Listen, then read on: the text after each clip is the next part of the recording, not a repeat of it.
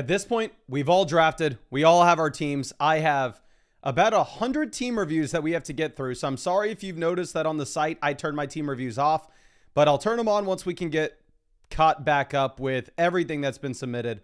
However, you can still send in start set questions, trade questions, super messages, and we're going to get through those quickly before we go over and start grading some teams here. But this first trade is going to be from Dustin Tennyson, where we're trading away Lamb, getting back Jamison, Garrett Wilson, Drake London. Looking at the team right now at wide receiver, we are sitting with CeeDee Lamb, Ted McMillan. Then we have the Rashee Rice suspension. We have Josh Downs possibly with a hamstring. Going over to running back, we are rolling out Chase Brown, Amari Hampton, Trevion Henderson. So the depth isn't a massive concern for this team. So to be honest with you, I'd probably take the CeeDee Lamb side of this. Like realistically, you go through and make this trade, you're also going to be cutting like Marvin Mims, who's an easy cut. But then after that, we having to cut one of the quarterbacks. Like, it's not like it's a super, super deep league. So I'm going to go ahead. I'm going to keep the best player here, which will be CeeDee Lamb. I think he's in a different tier than London, to be honest. Now, our next trade is going to be from Delafit. This is Brock Purdy, Jahmyr Gibbs versus Lamar Jackson, DeAndre Swift, and Brian Thomas. So if I was looking at this, Gibbs, Brian Thomas, different tier, but Lamar does do a decent job bridging the gap. And at the same time, you get Swift, where Purdy here in a 10-team format is almost going to be valueless.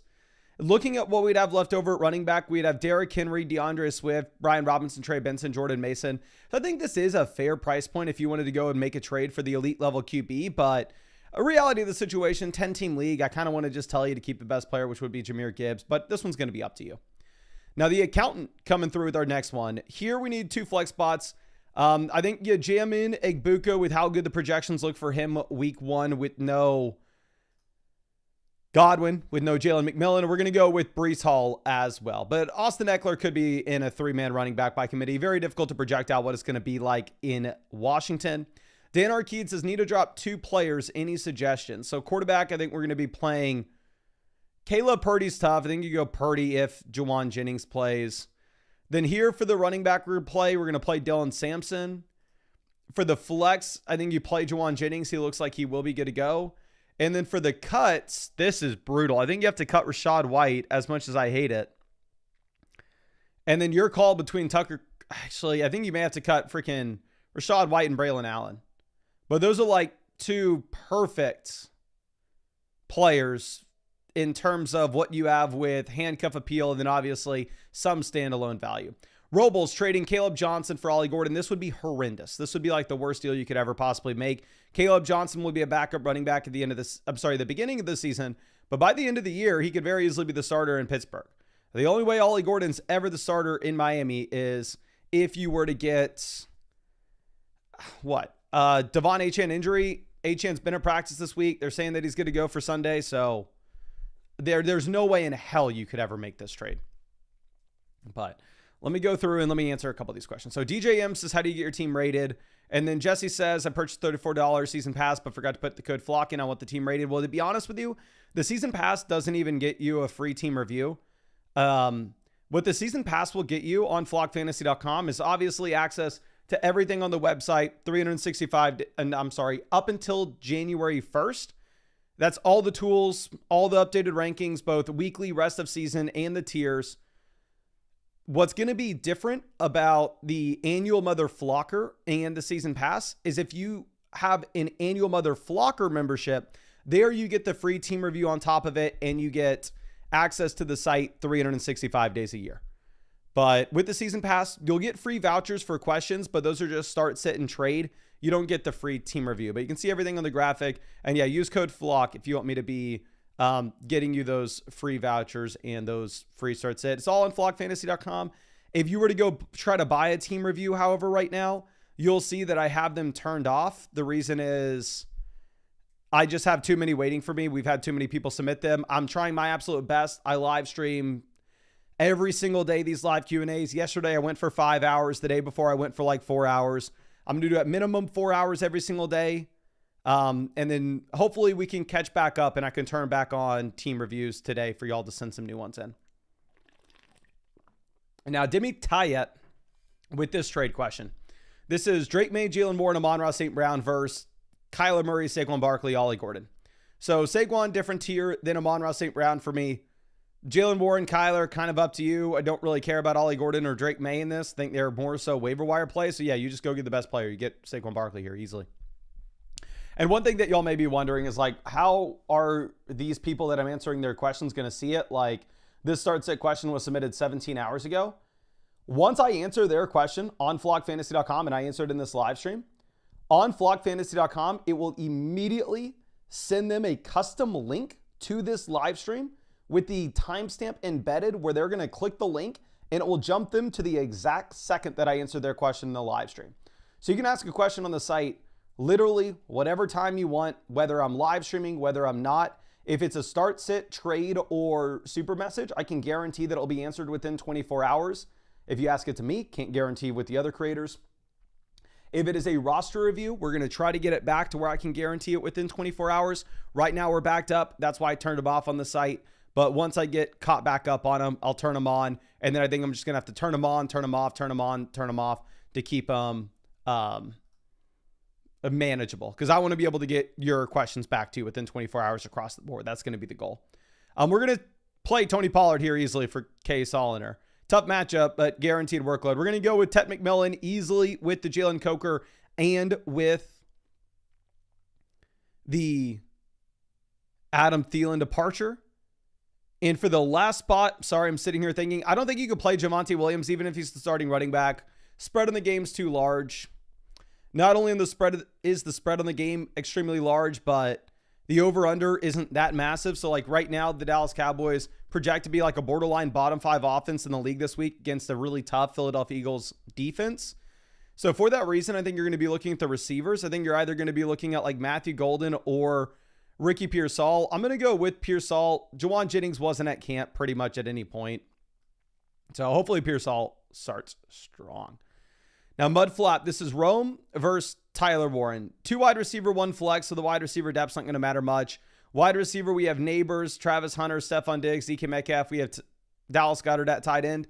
So I understand if you wanted to make this trade. Now, for me, I do have Rome ranked over Tyler Ward myself, but I think it does fit your roster if you wanted to make the swap. Kay Soliner says he needs a wide receiver, and I want to upgrade at tight end. So if you're looking at a wide receiver that we could possibly trade for TJ Hawkinson, we have Matthew Golden as a potential sell. We have them similar in the rankings. Ricky Pearsall could also be a potential sell if you were wanting to make that swap. And then obviously if you are going through and if you're trading for Hawkinson, you can feel free to add Jake Ferguson into these deals. It's not like we're starting Jake Ferg. You could go through and try to swap Josh Downs as well. So I think it should be an easy spot to try to sell one of those 3 depth wide receivers if you wanted to go get Hawk there. But I don't know if Hawkinson's like the tight end that we want to be targeting. Like for me, I think he's going to be a little too expensive in the majority of leagues. I got him in the Flock League because he was dirt cheap. I got him like round 8. Now, Mobert C coming through with our next question. Here we have on the bench right now, Tet McMillan. I would love to start McMillan, but I don't think we could get him in over James Cook, Xavier Worthy, Drake London. Going over to tight ends, it's Loveland or Kincaid. You have a massive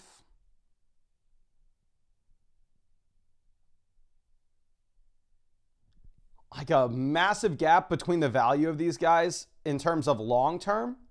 But the implied team total for Buffalo's like 26 points, and the Bills Ravens game could potentially be the highest scoring game on the slate, and you have Loveland as a rookie. So I think, yeah, you probably go with Kincaid here at the tight end spot, but like I definitely want Loveland rest of season. It would just be a week 1 thing. Now, Matty Ice coming through. Khalil Shakir, Malik Neighbors versus Rome Odunze and Drake London. I have Neighbors in a different tier than London, considering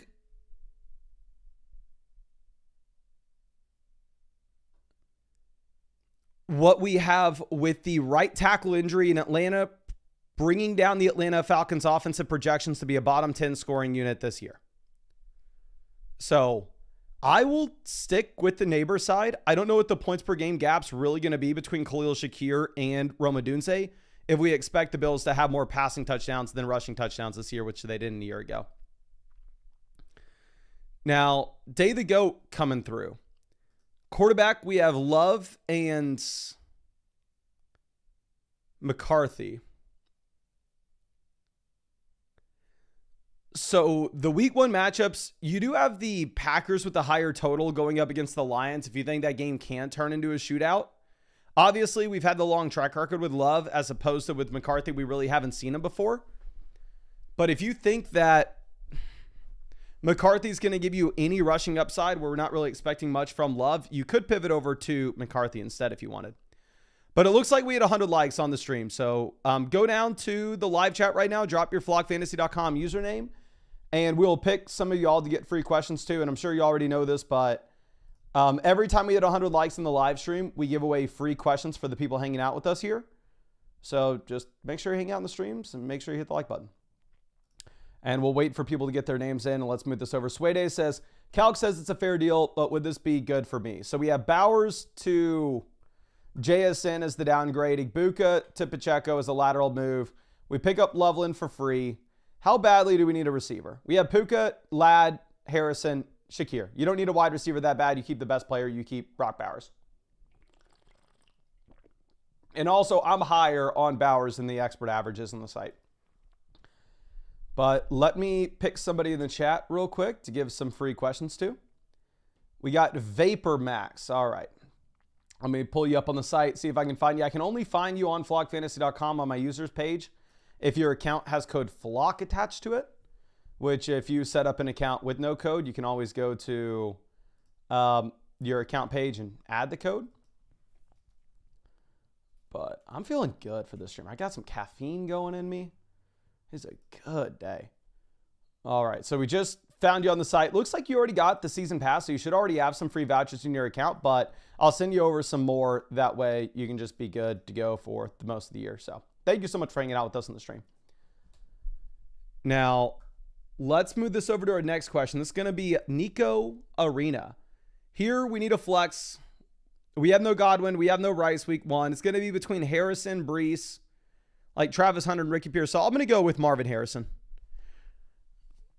It's going to be, Harrison's probably one of those players that I'm most excited to see what happens week 1 because you do have such a wide range of outcomes where you could see Harrison come out and be a top 5 wide receiver in the league this year.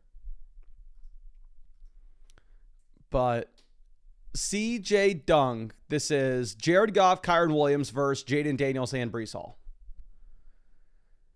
I think Kyron to Daniels, give me Kyron, but they're not that far off. Goff versus Brees, it's going to be Brees by a mile. So I'm going to go with the Jaden Daniels and Brees Hall side of this pretty easily. Now, Sub-Zero with the start set. Smooth this over. Running back, we have Brees, Montgomery, Caleb, Chubb, Braylon, Ollie Gordon. I think here it's going to be easy to go Brees in one of these spots. So I believe this is...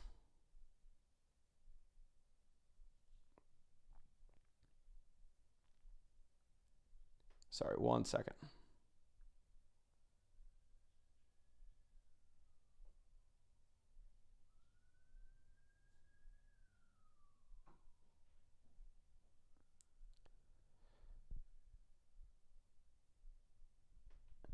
But I believe this is the lowest implied team total the Detroit Lions has had in 2 years. Really tough matchup going up against the Green Bay Packers. I'm still going to take Montgomery because at least we have the track record where Nick Chubb may just have no juice left. And then for the flex spot, it's Brian Thomas, auto lock. Brian Thomas, top 5 wide receiver for me this week, easily. Lucas, if you're having any issues with your vouchers, please send it in the site issue section on the Discord. I cannot do customer support here. My guess would be is you did not put code FLOCK. So every time I say like, oh, if you want me to answer your start set questions or your trade questions for free in the stream, use code FLOCK. We have it there on the graphic as well. And that's why if you went through the link in the live stream or YouTube videos, whatever it is, it auto puts code FLOCK in there for you. But Desire Best, always happy to see it. Desire Best actually came out for the Flock League draft. He helped us record a bunch of stuff. Here, wide receiver, I think we can go ahead. We can take DK Metcalf over Diggs and Rome. We have no Addison. We have no Rice week 1. We have no Mixon week 1 either. I'm going to go Diggs over Travis Etienne. Like if we are looking at It's the same exact setup I have in the Flock League, having to try to do, actually, no, never mind. We have Rome Odunze. We're going to go Rome. Like, because I honestly am starting Stephon Diggs in the Flock League, but I'm a little bit worried about it coming off the torn ACL with a new team where we haven't seen anything. Now, Dubium coming through. Running back, we have Kenneth Walker, Amari Hampton, and Austin Eckler.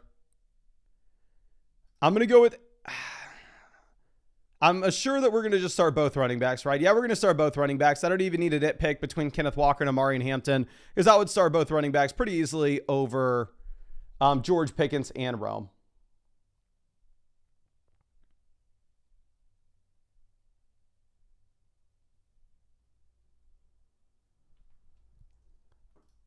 Okay, now K-Dirt with our next one. It says running backs are Jinty, Swift, Tracy, JK, JCM, Ollie Gordon, Jaden Blue. Stay put or should we upgrade at tight end? So if we move on from Swift, we do have the viable running backs in J.K. Dobbins and Tyrod Tracy that we can start early in the year. The concern would be that as the year progresses, you potentially get Scadaboo as well as R.J. Harvey expanding their roles in their respective backfields where all of a sudden Dobbins and Tracy are a little less enticing. I would rather have Swift over Laporta, and I'd rather have Kincaid over Najee. So if I was looking at this, I think I'm going to go ahead. I'm going to just take the players that have the most value on their side. I understand the thought process behind it, but again, I think you're not like guaranteed to be crushing at running back forever. So you'd be taking on a lot of long-term risk. Now, Cameron trading Chase Brown, Jaden Reed for Amon-Ra St. Brown. Jaden Reed in your league may not matter that much. I can't see the exact team. It's not linked here. But Amon-Ra and Chase Brown are different tiers for me. And Jaden Reed with the broken foot, where he was like a wide receiver 4 in fantasy last year. Now they add Matthew Golden. I'm not super inclined to just go and jam in Jaden Reed. Now I'm going to, let me test this out to make sure this is working. Because usually when we hit next question, we get like a little pop-up here in the top right corner on flockfantasy.com that says like, oh, it got submitted. Don't worry. But I am not seeing that. So I'm going to go ahead and I'm going to pull up. I'll show you how this looks like if you send in like a question or something on your side. So like here, this is from Cameron. We just answered that, right? Yeah, we just answered Cameron's question. So it's like sends him an automated message saying like, hey, here's your answer. Let's see if the hyperlink's working. Please tell me it is. Okay, perfect. Yeah, that's Cameron's question. We got to it right there. So I just wanted to triple check that that was working because I don't want to answer 200 questions and then those people not get to see their answers. Now, Johnny Hoob, this is Achane and Igbuka versus Amon-Ra St. Brown. Yeah, I'm going to go ahead. I'll take St. Brown here. Unless like you just don't have a lot of running back depth. Actually, no, never mind. I can't say that because then at that point, our running back 2 would be Ramondre Stevenson. You can't afford to make this deal. I like the value of it, but if your running back 2 is Ramondre Stevenson, then you got to hold on to Devon Achane here. Roy the Boys trading Brees and Darnell Mooney for Ted McMillan. Running back left over, we'd have Chase Brown, CMC, Travis Etienne. Wide receiver, we'd have, I don't think you can do this, to be honest.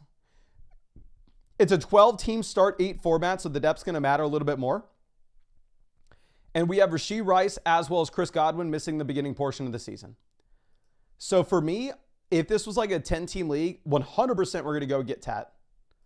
But the fact of the matter is I think you need to hold on to your depth just a little bit longer until we get one of those players back in, whether that's Godwin or whether that is Rice.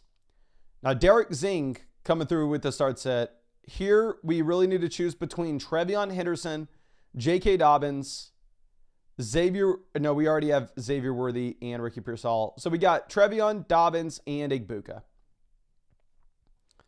The more that I look at this, the more that I do want to just jam in Igbuka, but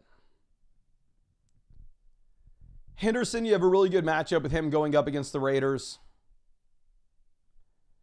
Such good play in the preseason.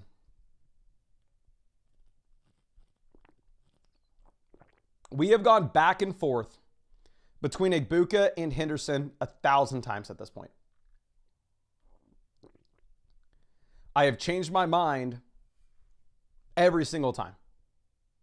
What I can say here is do not start Keenan Allen. Do not start Matthew Golden. Do not start Jacoby Myers. Do not start J.K. Dobbins over these guys. But can everybody please spam the chat right now? Who would you rather have between Egbuka and Trevion Henderson? Egbuka and Henderson. Please let me know in the chat.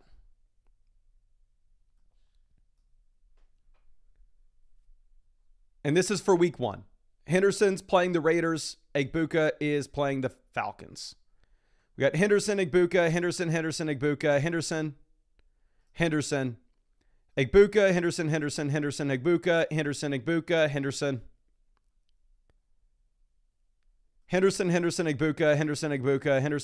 Egbuka. Looks like most people are in Henderson. That's what I had as yesterday, but again, I've been going back and forth 1,000 times with this. And those are the two names I think you look at. Now, Hino Carebro with our next question. Here we need a flex between Tyler Ward and Kincaid. I'll go Tyler Ward over Kincaid week 1, but it's not that far off. Like, obviously, Tyler Ward over Kincaid by a mile rest of season. And then week 1 here, I'm going to not play RJ Harvey. There's no way you can. We're going to play the combo of George Pickens and Ricky Pearsall. I like the matchup for Josh Downs. Issue with Josh Downs going to be that you are coming off the hamstring injury. Now, moving this over to our next one. So, trade from Patrick Bewell. This is JCM, Colson Loveland versus George Pickens and Kyle Pitts. It's 8-team league. So, the fact of the matter is, if this is truly an 8-team league, you have Josh Downs, Jawan Jennings, Jaden Reed on your waiver wire. Tight end, you have Tucker Kraft on your waiver wire. Kyle Pitts shouldn't even be on a roster in this league. It's like JCM and Loveland versus George Pickens. And we have George Kittle. Sure, if you want to go get Pickens, I'm not going to fault you for it. But like, cut Kyle Pitts and go pick up Tucker Kraft. But it looks like we got 200 likes in the stream. So please go down there and drop your flockfantasy.com username in the chat. And we'll get you all set up with some free questions. Toko says, why are the super chats gone? So the issue with super chats is we would get like an hour behind. And I would answer a question. The person wouldn't even be in the live stream and they wouldn't even see their answer. And nothing makes me feel worse than if someone spent like $5 to ask a start sit question. Then they got to go take their kid to t-ball practice. They missed their answer because it took me too long to get to it. So the developers on flockfantasy.com built out this system where you will see your answer no matter what. And we can go in order. I never miss a question. I can give much better answers because I can see all the players. I can see all the league settings, the whole 9 yards. So I can turn super chats back on, but I just can't guarantee that I answer your super chats. So let's pick somebody to give a free question to. We got Lubed Peanut, one of the weirdest names that I've ever heard, but appreciate you hanging out with us on the stream, my friend, and I will send over some free questions to you. Lubed, actually, I can't find you on the site. So again, it has to be your flockfantasy.com username, not your what's it called? YouTube username. We got Carlos is our next one. And also you had to use code FLOCK on flockfantasy.com for me to be able to find you. Carlos Barcadero. Found you, my friend. And let me go ahead and send you over some free vouchers. Appreciate you hanging out with us on the stream. So you should have some free vouchers in your account now to ask questions. Now, Brash with this next one. Wide receiver, we are looking at Metcalf, DJ Moore, Rome Odunze. So horrible game environment for DK Metcalf. That game does have the lowest over-under of any game on the slate. Jerry Jeudy is actually in a pretty good matchup going up against the Cincinnati Bengals, so I don't think they're that far off. Realistically, we're not going to play one of the running backs at the flex spot. So realistically, we're just going to be looking at the receivers between Jerry Jeudy, DK Metcalf, and DJ Moore. I understand that Jerry Jeudy's definitely very interesting given the matchup, but I still think I'd probably play DJ Moore and DK Metcalf. I have Metcalf and Jerry Jeudy ranked back-to-back in my rankings this week, though, because the matchups are very close. Cheddar Rig coming through with our next one. Oh, I got a good answer real quick. Easton says, Mason running my first marathon in January. Any tips? My number one tip is tell everybody that you know that you're doing it, because then if you try to back out, you're going to be you're going to be too embarrassed to back out. So tell everybody you're doing it, set an aggressive goal time, and tell everybody you're doing it at that time. It's going to put a lot of pressure on you to do it. Now, Cheddar Rig, I mean, that's what I do. I come on and I sound like an ass on this live stream, but I come out and say like, oh, I'm going to do a 100-mile ultra marathon. And I tell everybody on the stream it sounds like maybe I'm bragging. It sounds like maybe I'm being an ass, which I very easily could be. But at the end of the day, it's like, hey, if I come on the live stream and tell everybody I'm doing a 100-mile ultra marathon and then I don't do it, it's going to be embarrassing. So I would, obviously you don't have a live stream to tell people on, but I'll tell everybody you know. Now, Cheddar Rig with our next one. Running back. Oh, this is tough. Caleb Johnson, Jordan Mason. I'm going to go Jordan Mason over Caleb Johnson. Again, I think both running backs, you have very shaky projections for week one. We have no idea what the roles are going to be with either back here. Woody Marks, probably the third RB in Houston. Ray Davis, we know for sure he's just the glorified backup. And then Ollie Gordon, sounds like A-Chance good to go week one. He's been at practice. No concerns. Now, Willie Wynn, this is Brees and Debo versus Kyron Williams. Give me Kyron Williams. I don't think Debo Samuel's going to make that big of a difference this year. And with Brees, I think you have way more offensive concerns than you do with the Rams. Now, Steven with the start sit. Best option on our bench right now would be Isaiah Pacheco. Do I start Pacheco over Chase Brown, Jahmyr Gibbs, or Devonta Smith in a full PPR format? Probably not. So I think no, there's definitely something we change here. You definitely play Mark Andrews over Zach Ertz with no Isaiah Likely. Change that, please. Kurt says, I couldn't select your tab on the team review. Any advice on easy money league? No regrets. Thanks, brother. I really appreciate you, my friend. I turned off the team reviews intentionally yesterday. I am too far behind on the team reviews. We had too many people send them in. I will turn them back on probably either after this live stream, at the end of this live stream, or tomorrow, depending on how many I can get through. I will hook you up with some free vouchers. I'm sorry that you sent this question in like this, but should have some free vouchers in your account now. So, again, I'm very sorry. I'll turn the roster reviews on either tonight or tomorrow. I just need some time to catch up on them. Like we had like 100 rosters submitted waiting for me. Riveria coming through with our next question. Here it's Trevion, Golden, Devonta Smith. I'll take Smith. I think if we're looking at Smith in a full PPR format in comparison to the rookies, you just have no concerns whatsoever in terms of the floor that you're going to get. We know who Devonta Smith is, right? We know what the role is. Now, Drew says, stuck on who I wanted to flex. What do you think? I think you're not playing Tracy here. You're not playing Ricky Pearsall here. It's going to be either Marvin Harrison or Devontae Adams. I have Adams at 18. I have Harrison at 19 in my rankings this week. So I am not going to fault you either way. Again, looking at my ranks, I have Adams one spot higher, but it may come down to what you think with the Matthew Stafford back injury, and if you think Stafford is going to have any problems. Okay. Now, next question is going to come out from the Soaring Eagle. This is a start set. Here, running back, Tony Pollard, just guaranteed 3-down workload. Get him in. Tight end, I'll go Kincaid over Loveland week 1, but give me Loveland rest of season. And then I kind of want to go Flowers over Trevion. The more that you look at the projections for that Bills-Ravens game, I think there will be a ton of passing volume. Now, Velvet Elvis, dear God, I can't even read. I'm assuming what we are doing here is we are choosing a flex between Ricky Pearsall and Ja'Cory Krosky-Merritt. And then maybe also Loveland. If it's Ricky Pearsall, Loveland, Ja'Cory Krosky-Merritt, you play Ricky Pearsall for sure.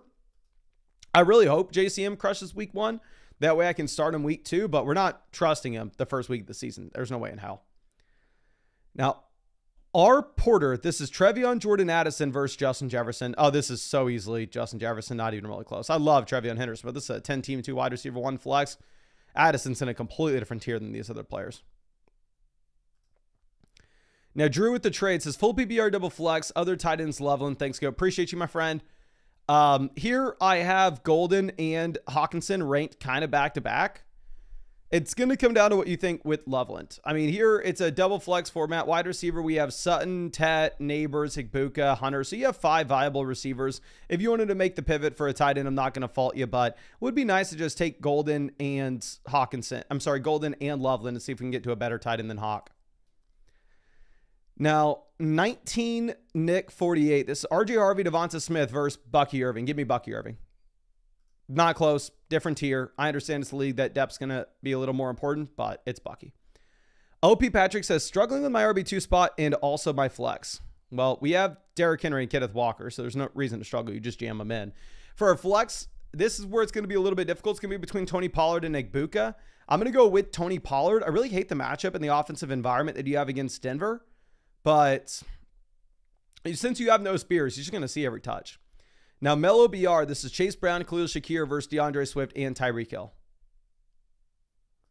Chase Brown's the best player in the deal, in my opinion. Wide receiver right now, we have Ladd, Pickens, Waddle, Shakir. Running back right now, we have Chase Brown, Christian McCaffrey. You have no solid RB3. I'm going to keep Chase Brown. I'm going to keep Khalil Shakir. OP Patrick, this is Pacheco and Jamar Chase versus Jahmyr Gibbs and Tet. Chase versus Gibbs, give me Chase. Pacheco versus Tet, give me Tet. I don't think that this is filled out correctly. If this is what truly was an 8-team league, it would be Jamar Chase by a mile. But I can't know for sure what our league settings are here. I'd say it's a fair trade. If it's a fair trade, I'm typically going to go with the better player, and that's going to be Chase. Again, right now you have the Lions with an implied team total, which is what sportsbook data provides it, which in my opinion is the most valuable data to look at when we are making determinations on how we project these players. They have the Detroit Lions with the lowest total that we have seen in the past 2 seasons. So they are telling us to expect that we get some regression here for this Lions offense. Now, OJ with the start sit question. Here for the flex, it's Chuba, Hampton, Devonta Smith. It honestly may not matter. I think you're really just going to be looking at the running backs. I don't really care about the wide receivers if we have this strong of plays. Hampton and Chuba are both very exciting for me. I think Hampton's the guy I would rather have rest of season. If Najee does play on Friday, though, I'm probably going to go with Chuba Hubbard. Give me 1 second to go pee. When I get back here, I will hook you all up with more free start set questions and trade questions.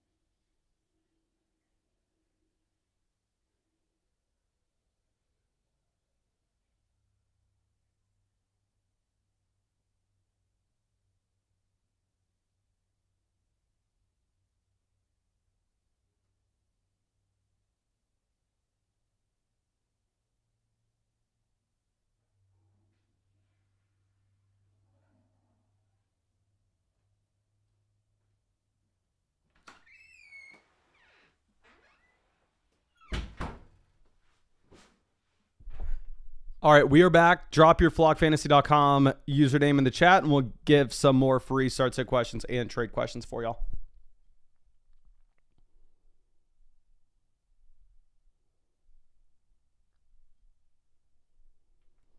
Okay, and let's find someone. We got Alaskan Corey. I think you maybe have already won before. I could be wrong. But let me pull you up on the site and get you sent over some stuff. Thank you for letting me go pee. Appreciate you sticking here. But we just sent over a free trade and a free start set your way. Now, let's move this over. Our next question is going to be from Mason Hill. So, should I get more back? Maybe a running back, or is this fair? Bowers to McBride, downgrade. Tet to Sutton, downgrade. You should get more back. Like, there'd be no reason for you to make this deal. You definitely want Bowers and Tet. Now, Quinn, here at wide receiver, we're looking at Downs, Ricky, Rome, Jameson, Waddle, Travis Hunter. You need to trade one of these wide receivers and go get yourself an elite quarterback. Like, you are too damn strong at receiver. Too much depth here. With this setup, I think Jameson's the highest in my rankings. Again, you have so many different options to choose from. I don't love the matchup for Jameson Williams against the Packers here, but we'll take him anyway. But again, I think you need to make a 2-for-1 deal in that league. Braca, this is Golden in a second versus Sutton Thornton in a third. This is Golden in the second. I'd rather have Matthew Golden in Dynasty over the entire other side. CBK Willie, this is Garrett Wilson, Rashee Rice versus Chase Brown. 14-team league. The depth's going to matter a lot here. Right now at running back, we have James Conner, Travis Etienne, Marshawn Lloyd. So yeah, you got to make the deal. And we better find a way to just churn that waiver wire to find a receiver. Mr. Slippy says, would making a trade make sense or should I hold? If you're looking to trade something for Jonathan Taylor, I think that the trade would probably need to be like Brian Thomas. And you get back, actually, maybe you try to trade like Trevion and a receiver like Ricky, if you could somehow pull that off. Or you go like Brian Thomas, get back Taylor, and also upgrade at running back from like Pollard to Kamara. Maybe this is the deal here.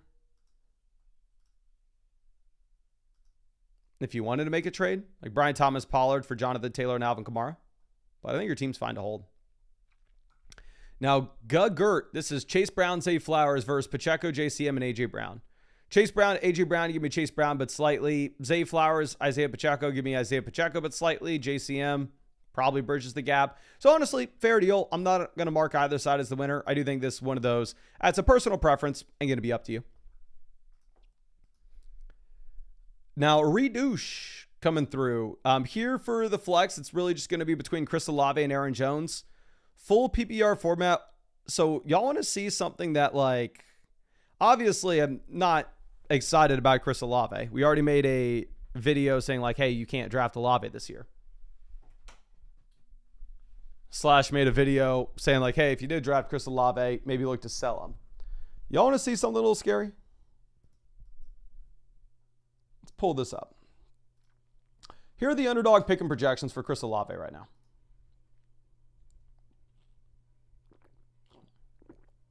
Is I actually use these to make sure I'm not losing. So what I did today is I made our wide receiver rankings. They'll be on the site soon. But generally what I'll do is I'll make our rankings. Then I will go to Underdog Pick'ems and I'll just sort the pick and projections to make sure I haven't lost my mind and make sure that I'm at least in the right ballpark with what baseline projections have. And what they have for Olave at the moment shocked me. Search Chris Olave. They have Olave at higher lower 46.5 total yards. They have Olave higher lower 8.5 fantasy points. Obviously, full PPR format here. So Olave's projection should be a little bit higher than that in comparison to half PPR on Underdog. But they have Aaron Jones as the better play between the two. And the weekly ceiling that you're going to get with Olave is going to be severely capped considering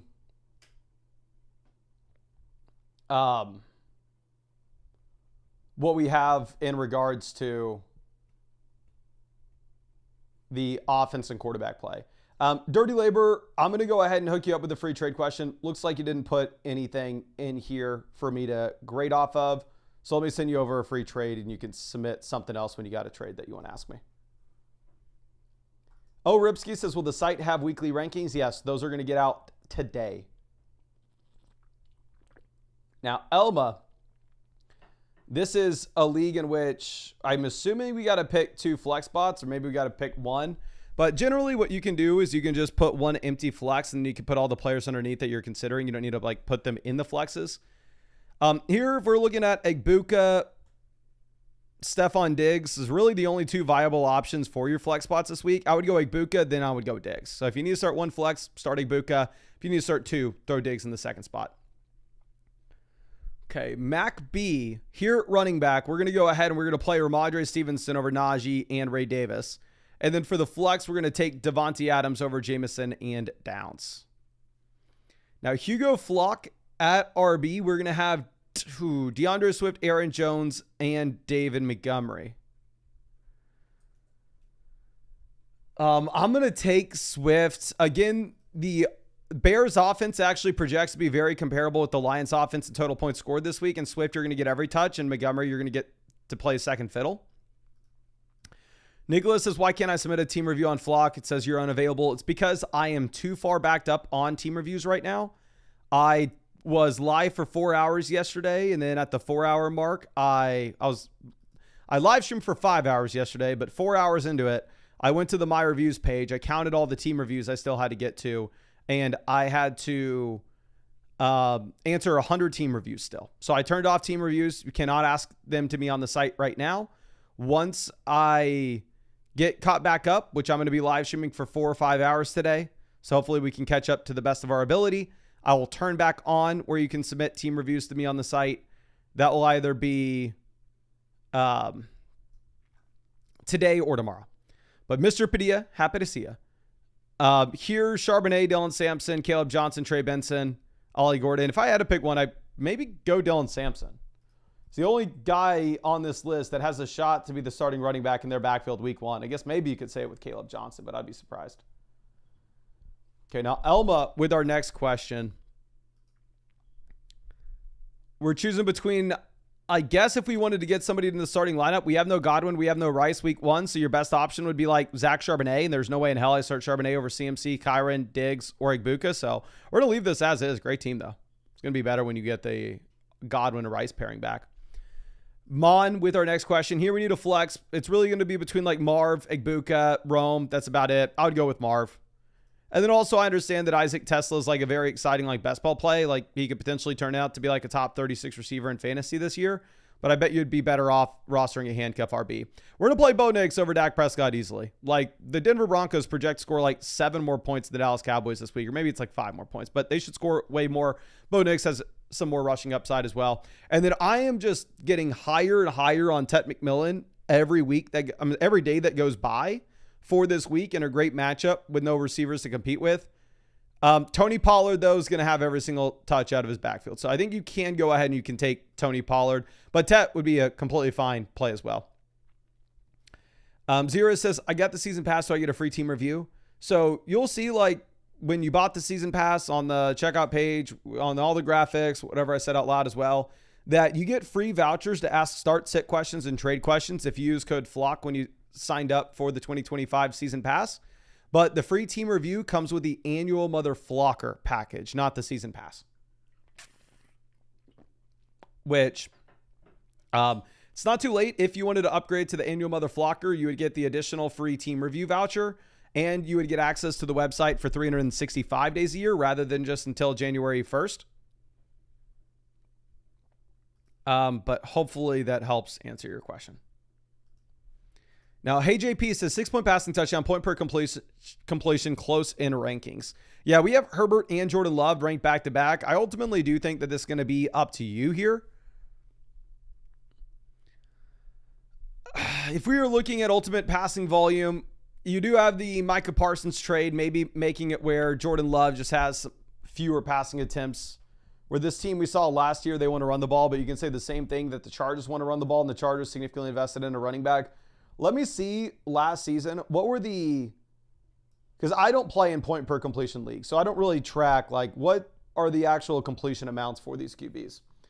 So let me see. I have them ranked back to back, and the expert average rankings has them back to back as well. So let's look at career averages for both these quarterbacks. So last season, we had Justin Herbert at 29 completions per game, and we had Jordan Love at 28. So they're close there as well. I think ultimately it is going to be up to you. St. Paul says, what is the flockfantasy.com support email? If you have a problem with the website, open a support issues ticket in the site issues section of the Discord, and one of the developers should be able to help you out there. Now, JD Wilson with our next question. Here, this is a start sit where on the bench currently, we have Downs, Ricky Pearsall. If we wanted to get anybody into the lineup, it would be Pearsall, but there's no way I'm starting him over Pickens, Chase, or Jameson this week. So I think we are going to be leaving this lineup as is. Now, Dill Nasty, here we need a flex between, we have no Judkins, no Mixon, no Godwin week 1. So if Jaden Reed plays, you play Jaden Reed. If Jaden Reed sits, as nasty as it is, where we never want to flex a tight end, you would have to flex Dalton Kincaid in that scenario. Now, Son Joe Wall, here for the flex. We are looking at Pollard, Jalen Warren, Rome, Worthy. Full PPR format, I think I'm going to go with Worthy, no Rice. Pollard's going to give you the higher floor. I just don't like the matchup against Denver. Now, Graham, with our next question, we're looking at Pickens, Judy, or Travis Hunter at wide receiver. So I would go with Pickens 99.9999% of weeks. However, I do have Judy ranked 2 spots higher in my wide receiver rankings this week because Pickens is arguably the worst matchup you could have going up against the Eagles. And you have Judy with the best matchup you could have going up against the Bengals. So I think I'm going to go Judy over Pickens this week. But again, that will be a very rare instance, one that we do not do very often. I think the vast majority of weeks going into the future, you will be benching Jerry Judy. Okay. Now, let's move this over.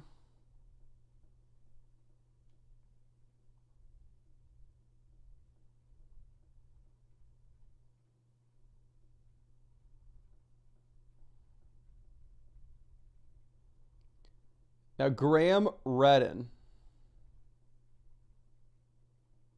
with our next one. Sorry, we just answered this one. Money Shot has our next start set question. And why is this not hitting next question for me? Come on. Come on, Safari. Don't ask me why I stay on Safari. Well, I never know.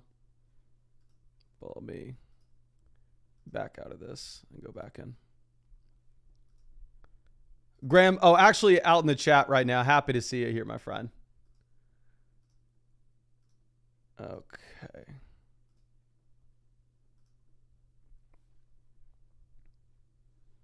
BC says, are you going to make a wide receiver tier list for week 1? Yes, I will. I don't know if I showed y'all, but y'all know y'all are going to be able to access the tier list on the site very soon to get the most updated version of the tier list. So now you see the tier list on the videos with like all the stats and everything pulled in. That's coming to flockfantasy.com really soon. Like here's like our rest of season tier list on the site currently. And you're going to be able to go through and you're going to be able to access this, pull in a bunch of stats that you want to see. So this should be live on the website. At least the weekly rankings should be live on the site today. The wide receiver rankings and tiers for week 1 should probably drop on YouTube tomorrow. But let me go back and pull up your questions again. I know we need to move to Chrome. I know. But I'm still a child. So we're still on Safari. And we just answered Graham's question. Again, we're going to go Pickens. We're going to go Judy over Pickens. Money Shot with our next question. Here for the flex, we have Igbuka, Rome as the 2 considerations.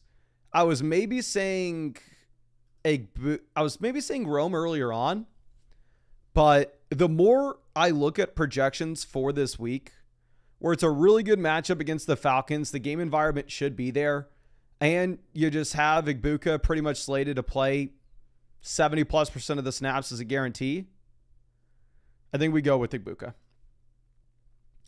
Now, our lull with our next, I would like to play different. Actually, it's a 14-team league. I guess quarterback's going to be a little tough.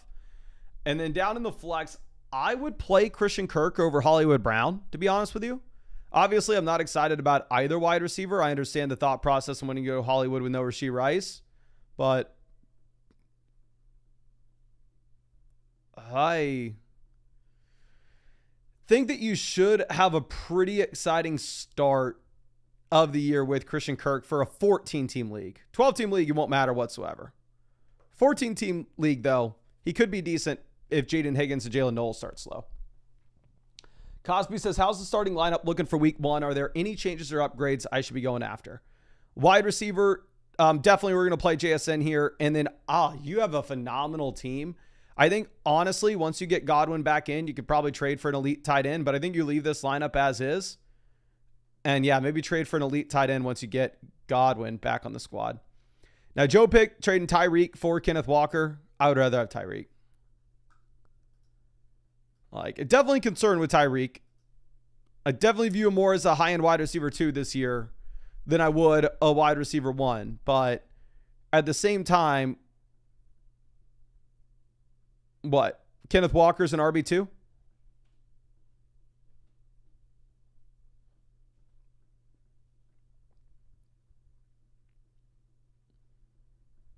So I think we probably just take Tyreek. Okay. Now moving this over to our next question.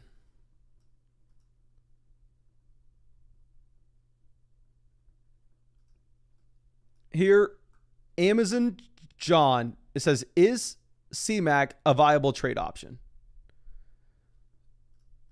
As in trade away McCaffrey? Hell to the no. Not in your league settings. You don't. This is the trade you want to make. 10-team, 2 wide receiver, 1 flex format. Jacoby Myers doesn't matter at all. Trading Myers and Chuba for Lamar Jackson is exactly what you want to do in your format. I think that would make your team elite. Now, Surge trading Ricky Pearsall for Tyron Tracy.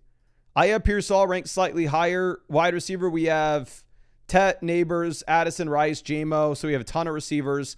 And running back, we are questionable. So even if I have Ricky Pearsall ranked higher, I think you could go ahead and honestly, I'm not going to fault you whatsoever if you wanted to take Tyron Tracy on this. Now, Celeris with the trade says, I don't have the strongest wide receiver room. Should I accept? It's a 10-team league. Start 8. Wide receiver, we have Olave, Terry, Ridley, Tet, Downs. Now, honestly, if this was a 2 wide receiver, 1 flex format, then yeah, I think you'd be okay to go ahead and take the Bijan Robinson side of this and just go out there and quote unquote overpay for the elite level running back. But if you actually look at point projections week 1, with Underdog Pick'ems,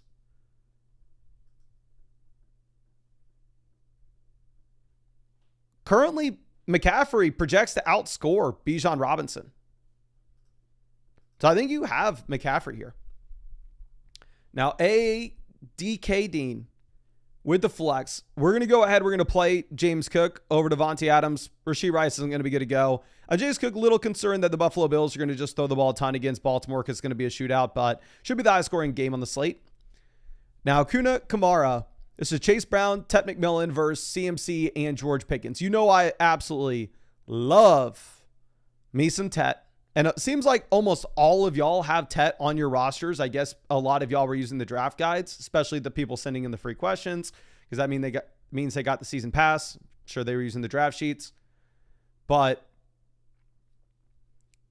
here, you got to make the play for McCaffrey. McCaffrey, again, is in a completely different tier than what you have with the other options here.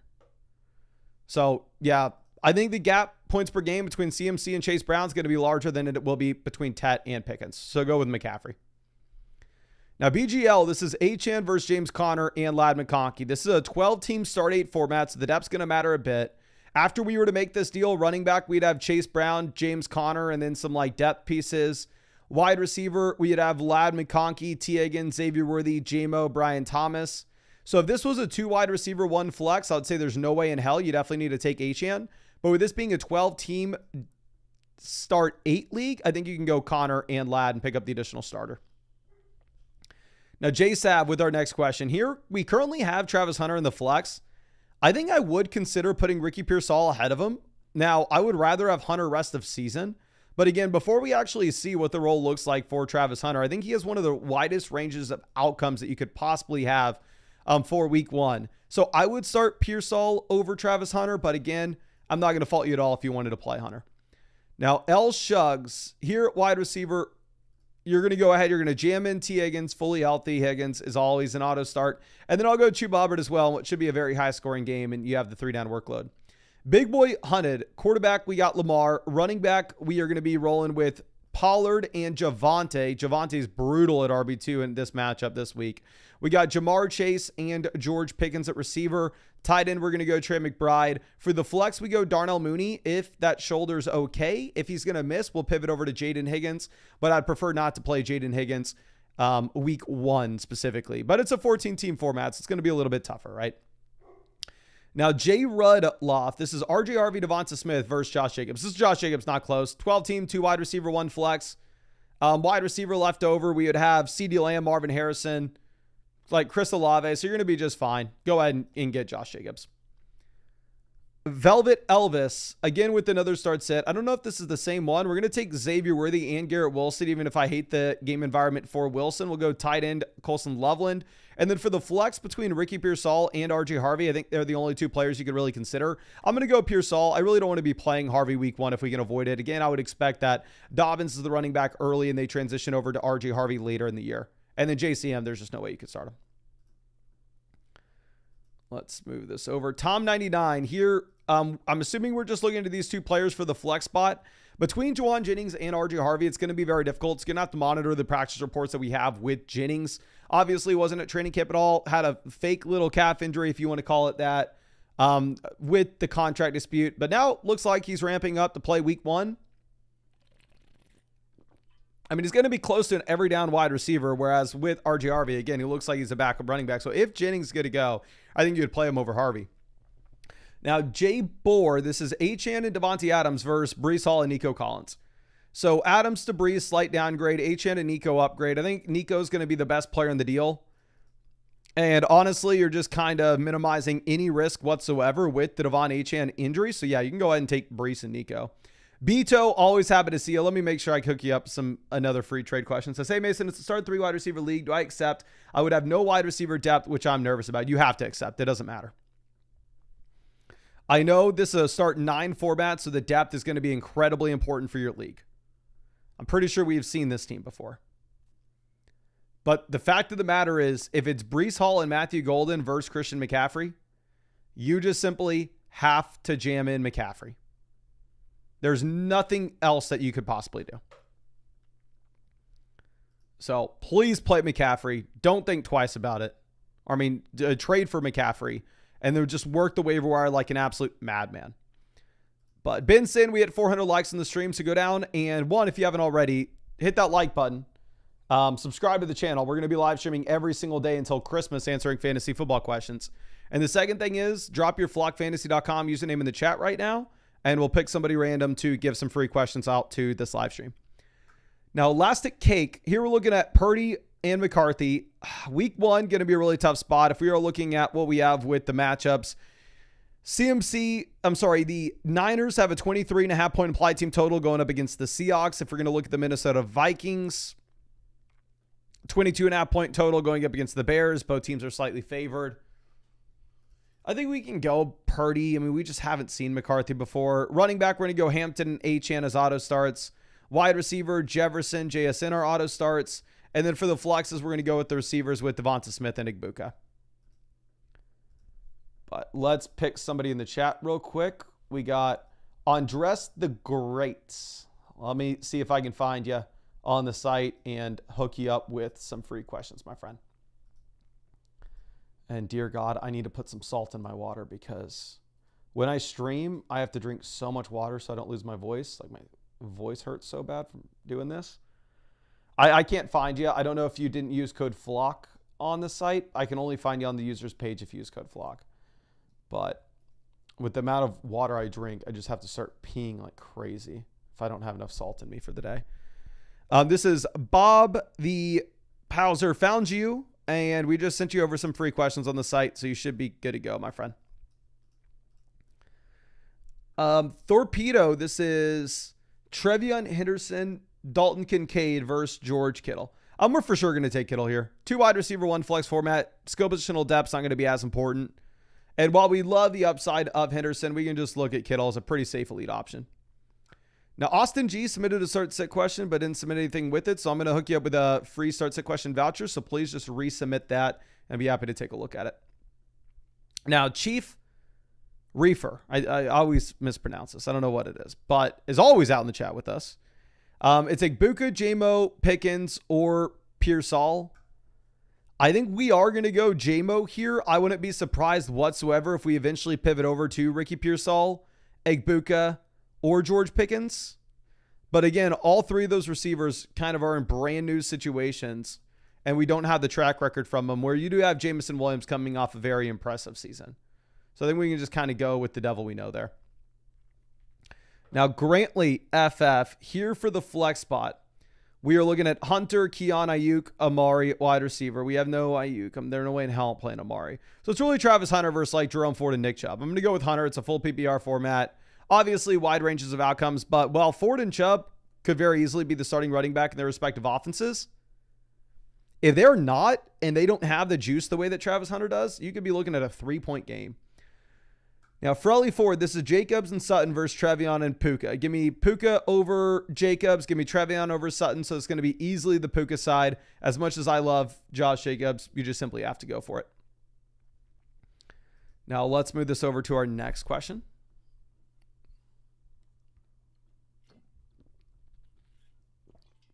Michael, always happy to see you. This is Daniels, Barkley, Rome versus Mahomes, Chase Brown, Nico Collins. So strictly from a value perspective, Barkley to Nico downgrade, Daniels to Brown upgrade, Rome to Mahomes lateral move / slide upgrade. I think we probably would need more value if we're going to sell off Barkley for this. Like, obviously we get a pretty significant wide receiver upgrade, but we're downgrading at both running back and QB by a decent margin as well. So I'm going to go with the Barkley side. Now, Kyle Northstream, quarterback, we have Dak. Running back, we're going to be rolling with Swift and Chase Brown.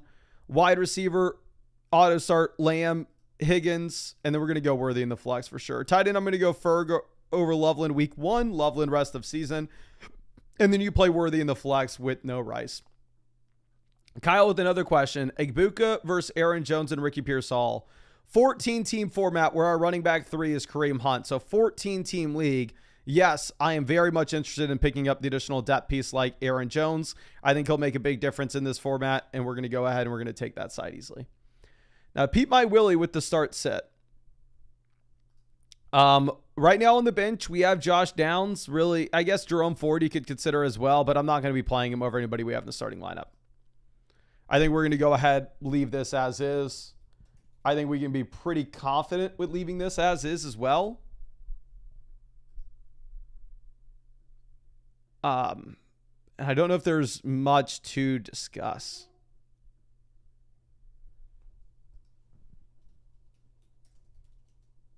Like, I guess Downs obviously has a really good matchup going up against Miami, but with him dealing with the hamstring and with us not seeing Daniel Jones before, like, Khalil Shakir's in a spot in which,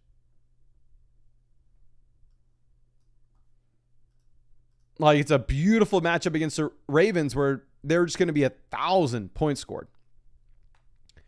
Now, DeSica, this is Chase Brown, A.J. Brown versus Trevion and Jefferson. This is a good trade. This is an interesting deal. So I think in a lot of setups and a lot of league formats, I would take the Chase Brown and A.J. Brown side. You're effectively trading like 2 second-round picks for a first and a fourth. But here, it's not the situation in yours. The reason being is if we're looking at your situation specifically, this is an 8-team league. And an 8-team league, I'm going to do anything that I can, even if we lose the deal, to go and get the best potential piece. And Justin Jefferson is the best potential piece here. So get Jefferson. Now, backfield news. This starts at, we need Pickens, Diggs, Trevion Henderson. It's really just going to be between Pickens and Henderson for me. I'm not playing Diggs over either guy. I maybe am a little too optimistic here. I really like the matchup against the Raiders for Henderson. I really do hate the matchup for George Pickens. They're both with their offenses for the first time.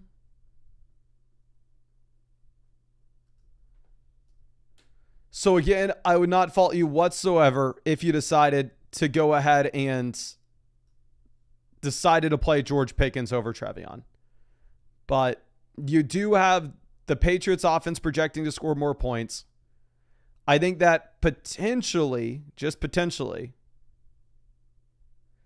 you can make an argument that Trevion Henderson's going to have a higher percentage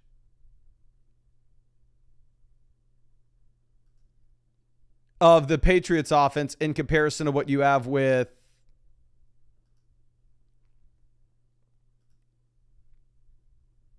the percentage of offense that you're going to get George Pickens accounting for in Dallas. I don't like starting the rookie week one. I think that it is definitely a little scary, but I think you could possibly get away with it here. Now, Jake A, quarterback, I'm going to be going with Bo Nix over May pretty easily. And then down here in the flex, I'm going to take Brees over J-Mo. But Brees is in a horrible game environment. Should be the lowest scoring game of the week. Evans Printed Money is trading Stephon Diggs for Josh Downs and Kyle Pitts here. Realistically speaking, let's look at the tight ends that we have on waivers.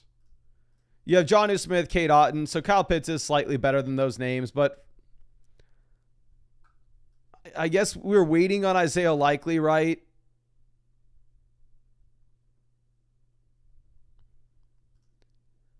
For waiting on Likely, you would start Pitts early, but I don't know if Pitts is going to be that much better than what you would have with like Jonnu Smith off waivers. So I can't be confident in saying this, but I probably just want the Josh Downs. I'm sorry, probably want the Stephon Diggs side. I'm going to take Diggs here. Now, C. Wayland with our next question. Here on the bench, we have Golden, Downs, Goddard. I'm not playing Downs or Golden ahead of any of the receivers, and I don't think you need to play Dallas Goedert over Tyler Warren. I would consider it week one, but Tyler Warren does have a great matchup. Now, Seaborn Emu. This is Nico versus Amon-Ra St. Brown. I have them ranked back-to-back in my rankings. Most people are going to tell you Nico Collins. I have Amon-Ra St. Brown one spot higher, but the reality of the situation is they are in the same tier. It is a fair deal. It is up to you and your own personal preference. I wish I could come out here and say like, oh yeah, it's super easy. Just go ahead and take Amon-Ra St. Brown. Look at the long track record. Look at the floor. But again, it is a very much a personal preference. M.Fresh says, how much fab of 2,000 should I bid for Rashee Rice? I have no idea because I don't know any details in your league. I am very sorry, but you can see as I go through and answer these questions, some of these leagues are 8-team leagues where a roster spot's worth a bunch. Other leagues are 14-team formats where the waiver wire option's completely barren. So without knowing the true details of your league, without even knowing who you're going to be dropping off your bench, there's no way that I could go through and try to give you fab percentage advice for Rashee Rice. I'd say be aggressive with Rice if you're playing in a deeper format, of course. He for sure has a higher ceiling than any other player going to get off the waiver wire this year. Huncho Jack, this is a Martin Hampton, DeAndre Swift versus Devon Achane. This is a 12-team. Actually, it's not linked, so I can't guarantee the league settings here either. If this was like a 10-team, 2 wide receiver, 1 flex, you would very easily go with Devon Achane. If this was instead a deeper league where you got to start 3 wide receivers and 2 flex spots, then I think, honestly, the points per game gap between Amari Hampton and Devon Achane's probably going to be a little smaller than it would be from DeAndre Swift to a replacement level player. So super deep league, I think you can go with the package, but if it was a normal fantasy league, we're going to go with Achane here. Now let's move this over to our next question. This one from Matty Ice. It's a start set. Here down in the flex, we're looking at Rome, Hunter, Igbuka, Ricky Pearsall. Not playing RJ Harvey. I'm going to go ahead and I'm going to take Igbuka. If Juwan Jennings misses week 1, I think you pivot to Ricky Pearsall. But the expectations as of today are Jennings is going to be playing. Ethan, this is Josh Allen, Alvin Kamara, Puka Nacua versus Kyler, Gibbs, and London. So Puka to Gibbs, upgrade. Allen to London, upgrade. Kamara to Kyler, massive downgrade. If we're looking at this, I think the vast majority of people are going to say to take the Jahmyr Gibbs side. But what it's really going to come down to is what do you perceive the gap to be between Puka Nacua and Drake London? If you view them in a similar tier, then by all means, go for it. If you think that Puka is a significantly better option than London, it would be hard to sell me off the elite quarterback here as well with Allen. But I think the majority of people would tell you to go ahead and to take the Gibbs side. Now, Tatis, this is Roman Kelsey versus Marvin Harrison. I'm going to take Marv. I don't think Kelsey is that much of a needle-moving player for you this year. Really liked him in Happy Gilmore too. But realistically speaking, you look at the drop-off in efficiency that we've had. I don't know how excited we should be about Kelsey. So, and I think there's a big upgrade from Rome to Marv. Jolly Green, here right now on the bench, our best option would be Keon Coleman. I think you could reasonably talk me into swapping Keon Coleman and Josh Downs. Both guys have really good matchups, should be good game environments. It's going to come down to what the injury situation's like for Josh Downs, where if the hamstring's 100% good to go, you're probably just going to end up starting him. But if Josh Downs hobbles into the game on Sunday, I'm not going to fault you at all if you wanted to go ahead and take Keon Coleman, especially if Khalil Shakir is possibly a little bit hobbled as well. Now, legends here, quarterback, we're going to play Baker over Purdy. Running back, we go Hampton and Kenneth Walker in the flex, I'm assuming. But actually, no, we can't because we have A.J. Brown, London, and Mike Evans in the flex spots. Those wide receivers are really going to be the auto starts. So you're actually going to make me think here, and you're actually going to make me try to nitpick between Kenneth Walker and Amari and Hampton. I have Walker at 17, Hampton at 18 in my rankings this week. So if Najee Harris does not play, I think you go Amari and Hampton. If Najee Harris does play, you're going to go Kenneth Walker. But the Chargers game should be before the Seattle Seahawks game, so we should get that clarity by the time you got to make that call. Now, Carlos here with the question. Here for the flex is going to be Pollard. Really, I'm not going to consider anybody else with no Spears. Pollard's just going to have too much volume. B. Petty says 10-team PPR, undecided to start running back 2 in the flex. Running back 2, you're just going to have to play Pollard for the volume. And then for the flex, you're going to have to play Worthy for the game environment and the fact that you have no Rashee Rice. Now, Mason Bushbaum. This is Kyler Chase Brown versus Jaden Daniels, James Conner. I'd rather have Chase Brown over Daniels. I'd rather have James Conner over Kyler. So we're effectively just downgrading at running back to upgrade at quarterback. This is one of those fair deals. It's going to be up to you. If it's a fair deal up to you, I probably would lean with the Chase Brown side. Unless you really, really wanted to get Jaden Daniels and you see a massive gap between the two players. But Kyler Murray has been a top 12 quarterback every year of his NFL career. Now, Gobert is 99. Here at wide receiver, we're going to go ahead and we're going to take probably Cortland Sutton. DK Metcalf has a tough game environment going up against the Jets. And then over in the flex, we're going to take DK Metcalf as well. But Egbuka is very interesting considering the matchup, considering the overall environment with no Godwin and no Jalen McMillan. Now, Minor Jr. coming through with our next question. I'm assuming we're picking one running back between Caleb, RJ Harvey, and Isaiah Pacheco. And if that's going to be the case, I think we probably go ahead in week 1. We're going to take Isaiah Pacheco pretty easily. If you had to start a second, we would go Harvey, but I'm a little concerned on both rookies starting off as backups in their backfield. Now, BDY with our next question. Currently on the bench, our best option is going to be maybe Travis Etienne or Khalil Shakir. I'm not going to play Etienne or Shakir over Diggs or Travis Hunter unless maybe you get word like, hey, trust me, Khalil Shakir is 100% healthy and it's going to be like a crazy high passing volume game against the Baltimore Ravens. There you could potentially pivot from Diggs to Shakir. Now, Cappy bets, we need 2 flex spots here. We're going to take Ricky Pearsall, and I think we're going to go with Aaron Jones over Rome Odunze. I mean, if you wanted to go Rome, you can. But again, with Rome, we have not seen anything to make us think that he is set up and good to go. So BDY, we are going to hook you up with a free trade question. Looks like you're trying to ask a Bowers trade, but we don't have anything on the other side. So I just sent you over a free trade question voucher. Please go ahead and feel free to resubmit that with the trade that you're wanting to know about. Let's refresh this. I'm able at the start set.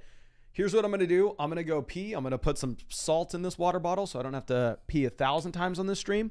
And whenever I get back, we'll give away some free start set questions and trade questions in the live chat. So just give me 1 second.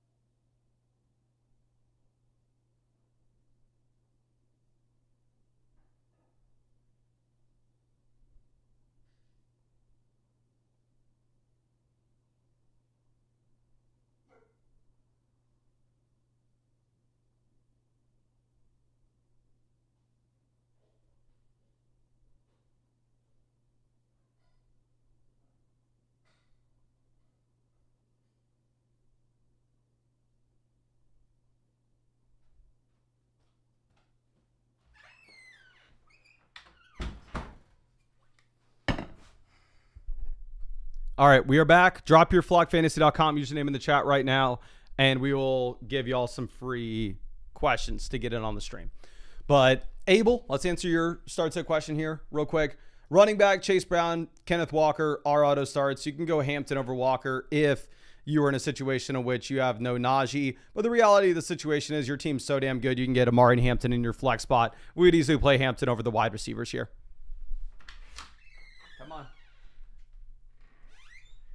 Okay, let's find one of y'all in the chat real quick. We got Squishy. Let's give Squishy the free question. Hopefully, it's easy for me to find your name. Again, I can only find your name if you use code FLOCK on the site. But Squishy. Squishy, I found you. Looks like you got the season pass as well, so you should have already had some free questions in your account. But we'll send over some additional free vouchers for you. Thanks for hanging out with us in the stream. Okay, so let's move over to our next question. The PR wants says Mason the GOAT. Is this too risky to accept? We have Waddle and Nico versus Sutton, Marv, Godwin, and Mooney. This is a 12-team, 2 wide receiver, 1 flex. Like Waddle to Sutton's kind of a lateral move. We are down tiering from Nico to Marv to pick up Godwin and Mooney. Yeah, you want the best player here. If this was like a 14-team format, 100%, we'd go ahead and we'd run it. But 12-team, 2 wide receiver, 1 flex, you can't. Now, Bake with our next question. Here, right now, we have Travis Hunter, Michael Pittman Jr. is the best options on the bench. I'm not playing them over JMO, JSN, Garrett Wilson, or Henderson. Maybe you could go Pittman if you ended up getting no Josh Downs, but we'll go. I think Downs is going to play. Gnarl says no team reviews on Flock. Yeah, so we turned off the team reviews on flockfantasy.com because we are backed up. There are like 100 team reviews waiting for us. So I'm going to have to go ahead and like live stream 5 hours a day until we can get through all those team reviews. And then I'll turn them back on the site if you wanted to submit a new review. But I don't want people having to wait too long. I want to try to get back to where I can guarantee that if there's any team review, any start sit, any trade question, any super message submitted to me on the site, that I can guarantee I get it within 24 hours back to you. So I had to turn off questions where turn off where you can't buy team reviews on the site right now. At least for me, you can buy them for other creators. So I can catch up on the ones that got sent to us already. Now, Datu says, should I start Pickens or Tyreek in the flex? I'm going to go Tyreek here at wide receiver easily. And then for the flex spot, we're going to play Pickens. You play both wide receivers. I guess Jerome Ford's going to be really the only other player that you could consider here. But with Ford, he could be the backup to Dylan Sampson. And like best case scenario, he's the same running back he was last year, which wasn't great in fantasy. Here, E-Doggy Dog, we go Kenneth Walker at running back pretty easily. And then for the flex, I think you can take Trevion Henderson. Calvin Ridley, really tough matchup that you have against the Broncos. Now, Gunto got him. This is Bijan, Eckler, Debo versus Lamb, Najee, Walker. So Bijan to Lamb, lateral move, up to you. I slightly prefer Bijan. Then Eckler and Debo versus Kenneth Walker. Give me Kenneth Walker, and I don't think it's that close. So we're going to go with the Kenneth Walker and CeeDee Lamb side. And I don't really care about Najee Harris being over there. Now, D-Bay with our next question. Here for the potential flex, like we have Rome and Travis Etienne down on the bench. I would not play Rome or Etienne over Pacheco, Bucky, Sutton, Chase, Worthy. So we're going to leave this as is. JCM, I like the long-term upside for, but there's no way in hell you could ever start JCM week 1. Now, scenarios, we're going to play Tucker Kraft over Tyler Warren week 1. Tyler Warren's guy want rest of season. And then for the flex, we're going to play Devonta Smith over Jalen Waddle. But in reality, since Smith plays on Thursday, put him in a wide receiver slot and move Lad McConkey down to the flex just in case something happens. Matthias says, will the weekly rankings be available on the site? Yes, the weekly rankings will be available on flockfantasy.com. The developers have been working very hard to get those out for y'all. And those weekly rankings with a bunch of sportsbooks data as well with projections should be available to you starting, I want to say, in like a couple hours. They're going to be available to you tonight. Don't worry. Now, next question is going to be from Brady Duns. This is a trade where we're sending Kyler Hubbard Bowers for Burrow, JCM, and Tyler Warren. I would rather have Brock Bowers than the entire other side. So this is the Bowers, Hubbard, Kyler side, and it's not even really close. Like a good neighbor says, debating on dropping a tight end for someone on the waiver wire, going with Trey Benson, or do we keep our tight ends the same? You have Dalton Kincaid and Dallas Goedert. If you were looking at, and then here quarterback, we're going to play Goff over McCarthy week 1. If you wanted to drop one of these guys for Trey Benson, I'm not going to fault you for it.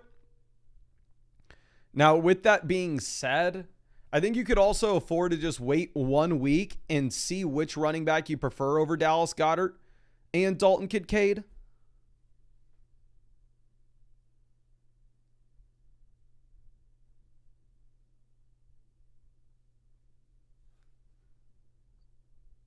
So, yeah, I would not drop the tight end yet. I think you drop the tight ends after week 1. Now, attracts here with our next question. Wide receiver, Pittman, Golden are both going to be very compelling. I think I would start Golden and then probably Jalen Warren over Pittman, to be honest, unless we were to get no Josh Downs, which if Downs were to miss with the hamstring, then you would pivot over from Jalen Warren to Michael Pittman in the flex. Now, Fabi Walter for the flex spot. Xavier Worthy is just going to be simply an auto start when you have no Rashee Rice. I cannot wait to see Worthy on Friday. I'm very biased. I drafted the hell out of him. Also, we have the Texas connection, so maybe I'm biased that way as well, but you just got to go with it. And we're going to take TJ Hawkinson over Tyler Warren here for Dan. Rest of season, I think maybe Tyler Warren takes over, but not early. And then we'll go Trevion over Austin Eckler and Stephon Diggs for the flex. But if you wanted to roll with Eckler, I'm not going to fault you for it. Obviously, it's going to be a better offense, and he probably is the RB1, but I think it's probably a 3-man committee. Now, Jay Soisey. We got 2 running backs. Hampton and Pollard will be the easy starts at running back. Wide receiver, Puka, Nico will be the easy starts there. And then for the flex, I'm going to play Tet and Adams. I think we are going to be moving Tet ahead of DK Metcalf in our rankings this week, primarily given the game environments and matchups for them. Now, great T-Barrier Reeves is trading Ramondre, Jacoby Myers, Sam Laporta for Josh Jacobs and Kyle Williams. I would rather have Josh Jacobs than the entire other side. And I understand that this is a league where depth is going to be critical because it's a 14-team format where you could start multiple wide receivers. So I think we go ahead and we take Jacobs. Okay. Now, Boston Cream Donut. This is Brian Thomas, Colson Loveland versus Joe Burrow and Trey McBride.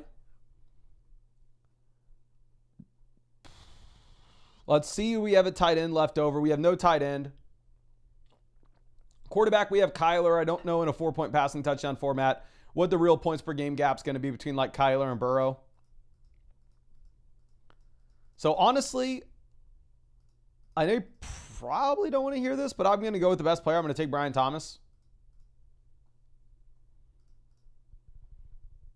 2 wide receiver, 1 flex format. So I agree. I think we probably want to get the elite level tight end if we can, but I think Brian Thomas is just the much better option here out of all these names.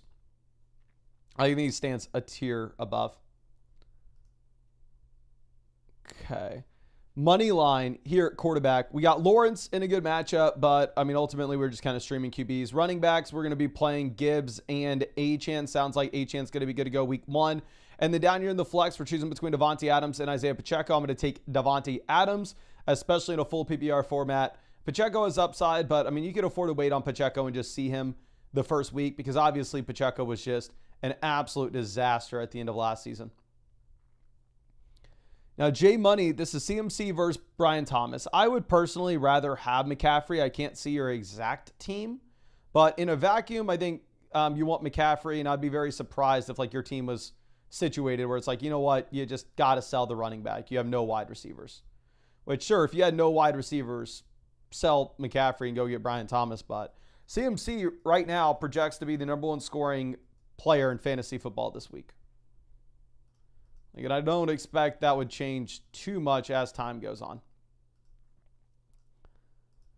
Now, Hoff B is trading Tracy and Rome for Caleb and Igbuka.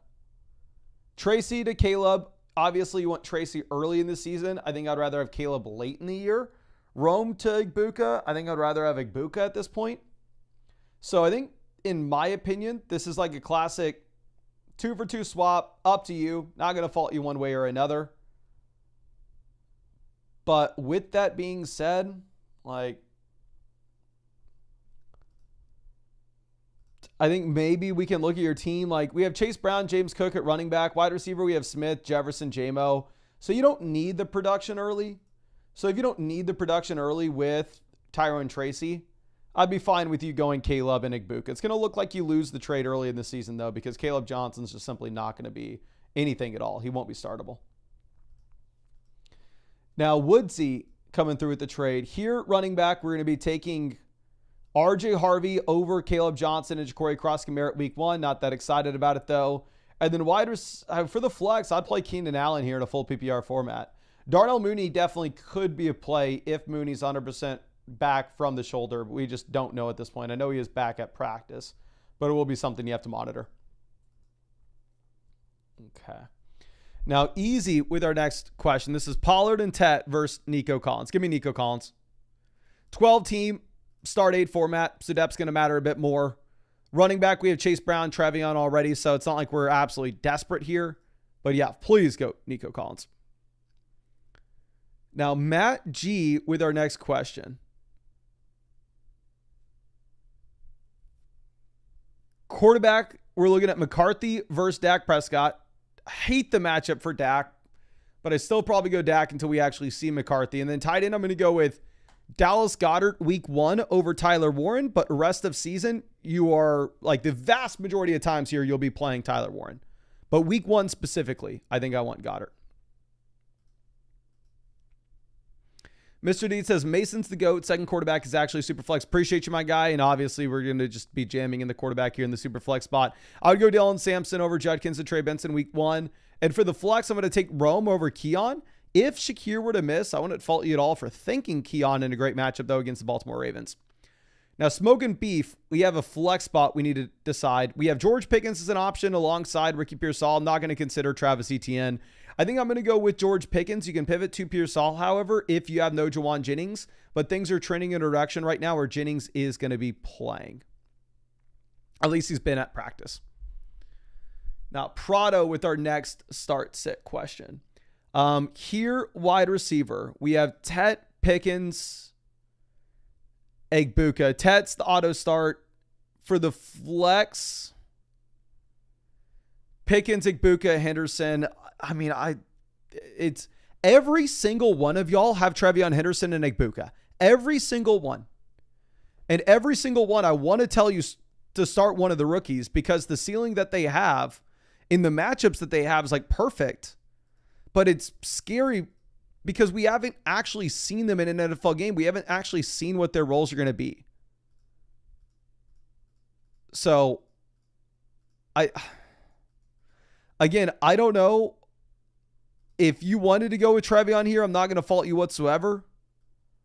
But just please make sure you start Tet McMillan. And then after that, I think it's going to be up to you. So I see people confused on how to get free start-sit questions and vouchers.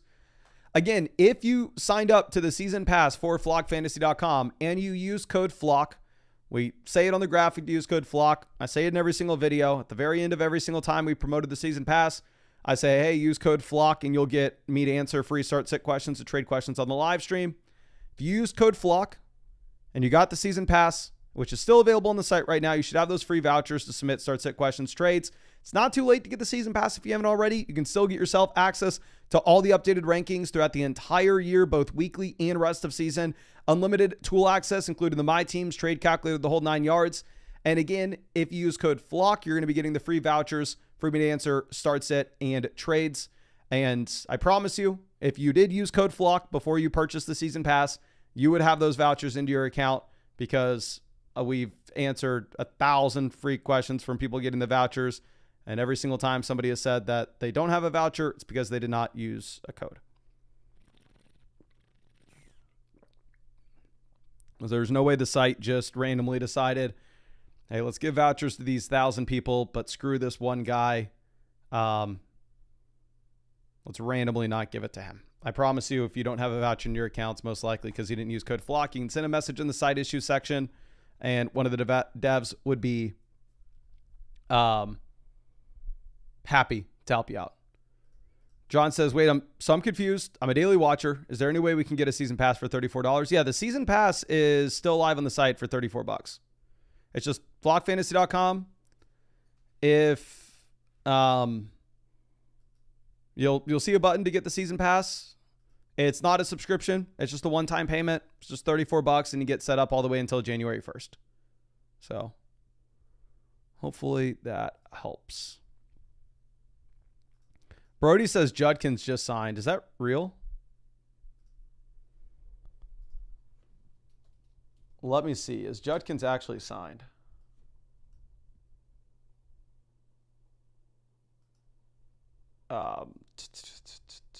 Nope. I don't see anything. Okay.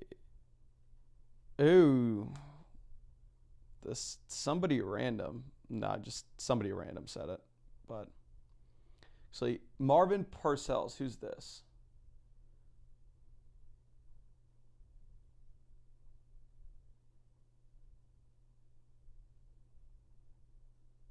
No, I don't see anything legit.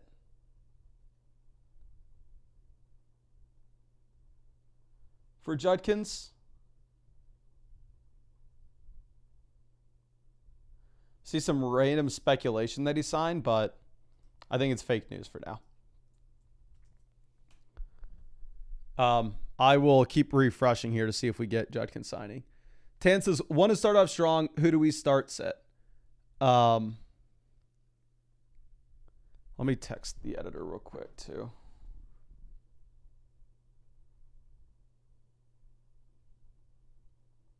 So I may need a Judkins thumbnail.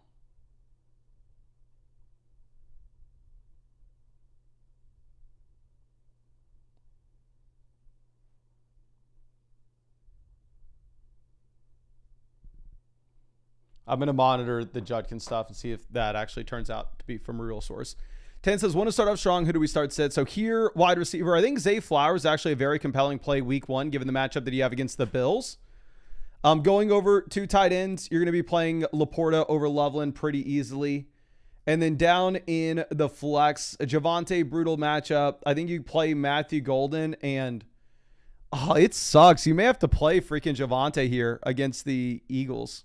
If it was a tight end premium format Dynasty League, I'd go Loveland instead, but no, I think you go Javonte here.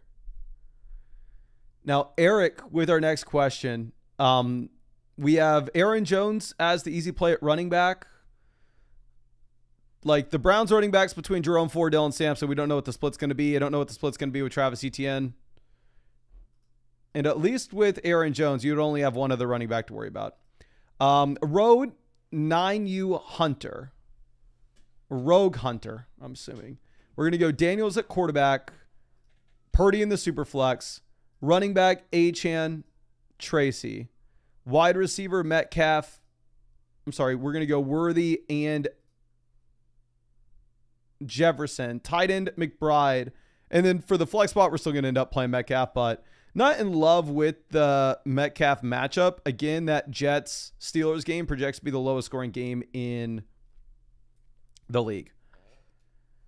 Now, Ricky Bobby, here at quarterback, we have Kyler and Fields. I'm going to play Kyler over Fields again. The Jets project to be the lowest scoring offense in the league this week, tied with the Titans. Running back, Achane and Hampton will be your auto starts. Wide receiver, Jefferson, Nico will be your auto starts. Tight end, give me Evan. Actually, no, we're going to go David Njoku. It's a beautiful matchup for Njoku. And then for the flex, I'm going to go with Tet McMillan. I would have said Sutton early in the week, but no, with no Jalen Coker now, I think Tet is just set up to crush. Okay, Bob the Ponzer. This is Drake May, Caleb Williams. Give me Caleb over May. I do like the matchup for May, though. Running back.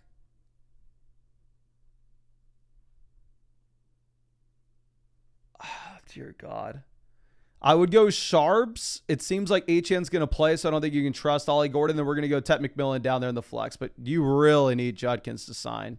So our running back room there is highly suspect. Now, J Money, wide receiver. We have Marvin Harrison, Rome, Tet as the options. It's really going to be between Tet and Harrison. I would love to start both wide receivers. I really like the matchup for Tet. Obviously, Harrison, we've gotten to see him for a year. He's already been established in the offense. Because of the matchup that Tet has going up against the Jacksonville Jaguars, though, I think I'm actually going to go with Tet over Harrison week 1. Now, Dolphins 101 with our next question. For the flex, it's Adams, Devonta Smith, Egbuka, Chuba. I'm going to take the 3-down running back in the high-scoring game environment. We'll take Chuba Hubbard, but I was going to say incredible team, but it looks like it's an 8-team league, so that's kind of standard. You're going to have tough starting lineup decisions in an 8-team league just because you have so many good options. Now, Akarsh with our next question. Here, we're looking at Kenneth Walker versus Tony Pollard at running back. Give me Walker. Down in the flex spots, we're going to play Pollard anyway because, again, you do have no Spears, so it's a guaranteed 3-down workload. And then between Egbuka and George Pickens, I mean, early in the week, we were saying Pickens, but the more you look at this, the more that, like, Egbuka's set up in a really good spot. I have them ranked back-to-back at 30 and 31 in my wide receiver ranks this week. I probably go pick, again, they're back-to-back. I can change my mind on this a couple times. The one thing that I'm confident with, though, is you do want to be starting Tony Pollard over at least one of the wide receivers, and then you can determine yourself who you would prefer to go with, whether that would be Pickens or whether that would be Egbuka.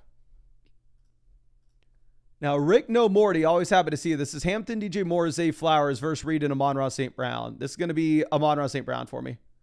12-team, 2 wide receiver, 1 flex format. Running back afterwards, we'd still have CMC and Josh Jacobs. So I think you can afford to get an elite wide receiver. Now, Jaber says, easiest draft I've ever had. Any suggestions? I think we're going to go Tet in the flex spot.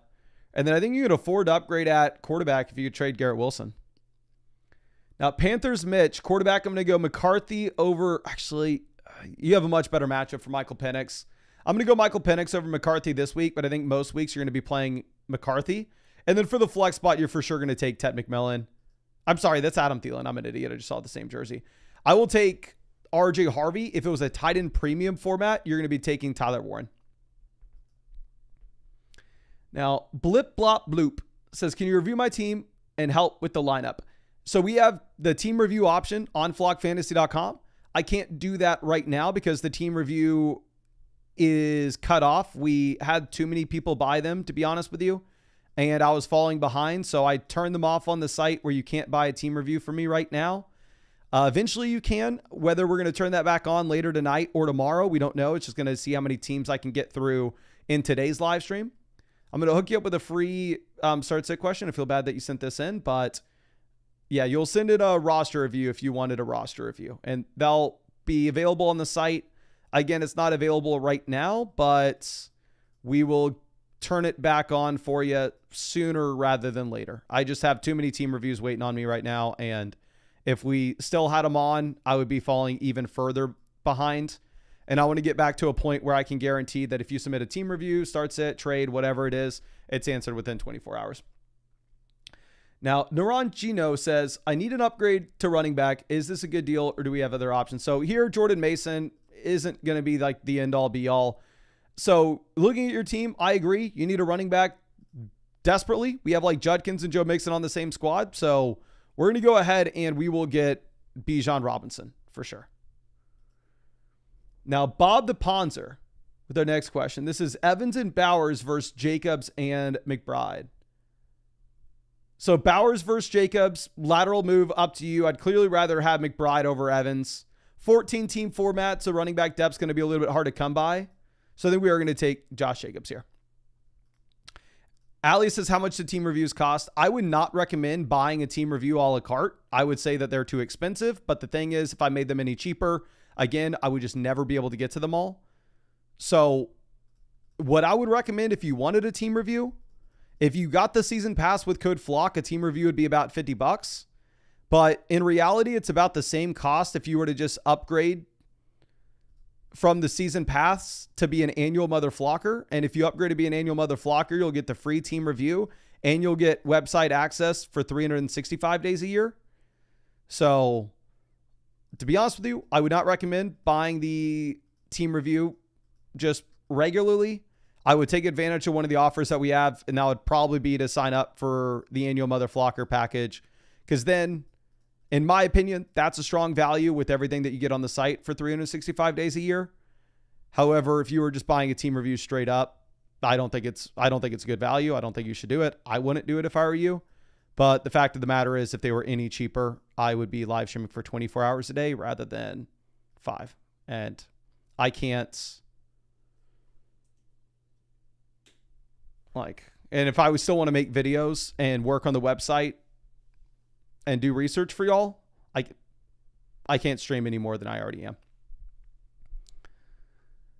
So Max coming through with our next question. This is Caleb and Kyler. We're definitely going to go with Kyler. You should have many more points scored in Arizona than Chicago this week. And then over for one of the flex spots, I'm going to go ahead. I'm going to take Trevion Henderson here. Now, Nero with our next question. This is David Montgomery, Mike Evans versus James Cook and Juwan Jennings. Evans versus James Cook, kind of up to you. I'd maybe slightly prefer Mike Evans. David Montgomery versus Juwan Jennings, I'd prefer David Montgomery. So I'm going to go with David Montgomery and Mike Evans, but this is a fair trade. And again, I think maybe it's just your personal preference. And I think Mike Evans is going to absolutely crush this year with all the injuries that we have to the wide receivers in Tampa. I would not want to be selling Mike Evans right now. Now, Genesis with the next question says we have too much depth. This is a dynasty league, so we have a bunch of guys to look at. We got Michael Penix, Darnold, Kyler, Fields at quarterback. We're going to go Kyler. Fields supposed to be in the lowest scoring offense in the league this week. Wide receiver, Xavier Worthy is going to be an auto start here with no Rashee Rice. And then for the flex plays, I think you got to take Tony Pollard with no Tajay Spears. It's a full PPR format, though, so I wouldn't fault you at all if you wanted to jam in the receivers. Looking at the wide receivers that we have with Marvin Harrison, Cortland Sutton, J-Mo, I'm definitely going to prefer either Sutton or Marvin Harrison over Jameson Williams, given the fact it's a really tough matchup going up against the Packers. I have Sutton at wide receiver 20. I have Marvin Harrison Jr. at wide receiver 19. So I do think it's up to you. Definitely do not play J-Mo. Definitely do not play Ridley. I think they have much worse matchups here. But you could go either guy on the other end, and I wouldn't fault you at all for it. Okay. Now, our next question is going to be coming out from Cole. Here, tight end, I'm going to take Dallas Goedert over Kincaid. And then for the flex, I'm going to take Tyreek Hill. Good game environment for Tyreek. Again, don't love Tyreek as like a wide receiver 1, but if we're comparing him to like Sutton, I'll take him. Dave says, back again with another team. Appreciate you, my friend. We're definitely going to go Bo Nix over Dak Prescott. Running back, we're going to go Bucky. Wide receiver, Evans, Lamb, and Worthy are auto starts week 1. And then down, this is an incredible squad. And then down at the flex, we're going to go with Ted McMillan.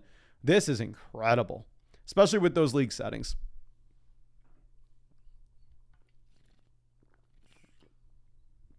Austin G with our next question. Running back, we're going to take Alvin Kamara here over Chuba Hubbard in a full PPR format. But reality is we're just going to take the 3-down running back as well. Chuba Hubbard in the flex spot, so it doesn't really matter how you rank the RBs. You got to play both of them. Chuba's set up in a really good game environment against the Jags if you look at the projected points in that game. C. Travis says, 2 quarterbacks are locked. We need help with the 2 flex spots. So for now, we have Pacheco in there with Tet and Jerry Jeudy on the bench. I'm for sure going to be playing Tet, and I wouldn't fault you at all if you wanted to possibly pivot over from Isaiah Pacheco to Jerry Jeudy in a full PPR format, given the great matchup you have against Cincinnati with Flacco under center.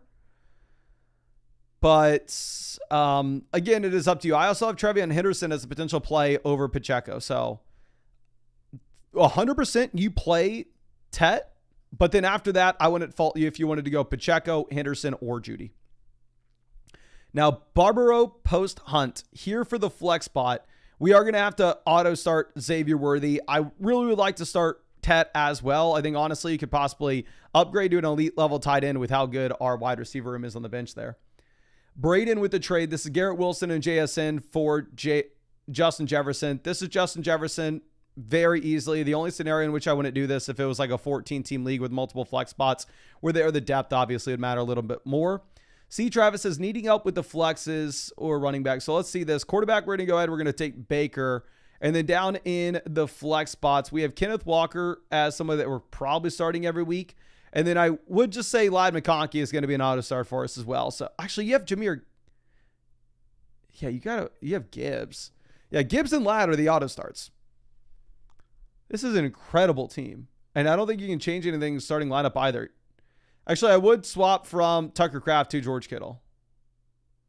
Is this really everything that we have with this team? There's no way. Okay, let's refresh this. So essentially what we are doing here is I'm trying to get through all the start sit questions, trade questions, and super messages.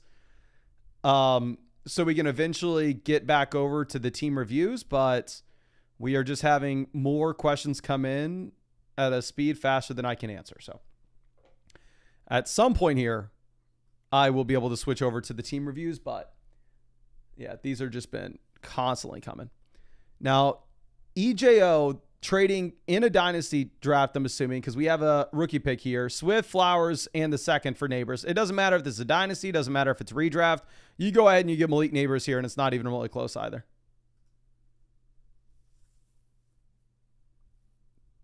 Okay. Now, let me back this out. Refresh. Give me 1 second.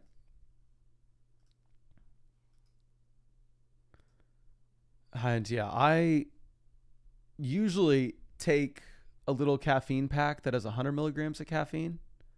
I ran out of them, so right now in this water bottle, I put a little caffeine pack in there that has 200 milligrams, and I'm just flying through this. So EJO, like I said, we just looked at this. You're going to take Malik Neighbors. I don't think it's going to be that close either. Jared with the start sit. We need a wide receiver, 2 flex spots. We're going to take Tet McMillan in the wide receiver. And then for the flex spots, they're not super interesting at running back. And then you play Igbuka. And then probably RJ Harvey at the other one, unless Jaden Reed's going to play through like a broken foot. You could go Darnell Mooney if Darnell Mooney's 100% back from the shoulder. Now, E. Ditchfield says, what's the best draft strategy for a 14-team league with 2 wide receivers, 1 flex? 14-team league, the depth at running back is going to be harder to come by, so I don't think you can afford to just grab yourself an elite tight end. So I personally would be pushing down the elite tight ends a bit and instead prioritizing running back and wide receiver early. If you could get an elite quarterback without overpaying, that could also be something that you look at as well. Now, Brofessor with our next question. Here, wide receiver, we are going to go ahead and we're going to take... I will go Calvin Ridley over Travis Hunter week 1. Travis Hunter is so much of a better matchup. But Ridley, you have the guaranteed, full-time wide receiver role. And then over there in the flex, you're going to play Trevion Henderson. I hate the matchup for Ridley. I love the matchup for Hunter. But again, it's tough to know exactly what Hunter's going to be. Now, Gottliang says, for week 1, should I start George Pickens or Igbuka? We just went back and forth with this for like 5 minutes earlier in this stream. I have them ranked back to back in my rankings as of now. I think you could go ahead and you could start George Pickens week 1 if you wanted to. I'm not going to fault you at all for it. The only thing that I would encourage you to do is, again, if you start George Pickens week 1, since he is going to be playing on Thursday night, make sure you put him at your flex spot and move whatever wide receiver you have at wide receiver 2 down to your flex, just so in case like you have a random injury that pops up later on and you need to make changes in your starting lineup, you have a little more flexibility. But they are ranked back-to-back in my rankings. I have Pickens technically 1 spot higher, but you could literally ask me this 5 minutes from now and I could tell you Igbuka. Rose Bills says, need a flex. Either Smitty or Wilson. So for me, Garrett Wilson has a horrible setup going up against the Steelers this week. Again, that projects to be the lowest scoring game in the entire league. So I have Garrett Wilson ranked down at wide receiver 24. I have Devonta Smith at 26. I think you still probably go Wilson because the target volume is going to be guaranteed there.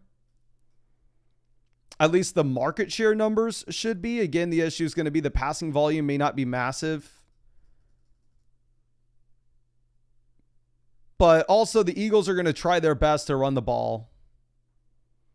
And we know that A.J. Brown's going to have the majority of targets in Philly. So either way, not a super easy call. Okay, now B.E.H.R. Weiser. This is Hampton, Worthy versus Rice and Chase Brown. Early in the season, at receiver, we'll have Nico, Tet, Igbuka, and Rome to start. So because you can survive early in the year and we have the wide receiver depth, and once Rice does eventually come back in, I think Rice will probably be higher in my rankings. we probably go with Rice and Chase Brown.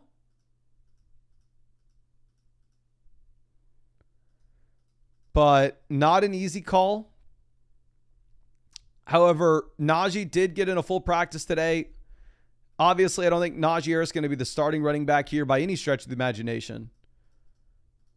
But maybe that makes you a little less excited about Amari and Hampton. Whereas we go ahead and we look at what you get with Chase Brown. Chase Brown just has no competition whatsoever for his backfield. Now, Beto, always happy to see us. Says, hey, Mason, I've seen this question 3 times already. I'm still flipping on if we do it or not. I think you 100% need to take Trey McBride. Can everybody please help Beto in the chat? Would you rather have Trey McBride or Trevion Henderson and Tyler Warren? Trey McBride or Trevion Henderson and Tyler Warren?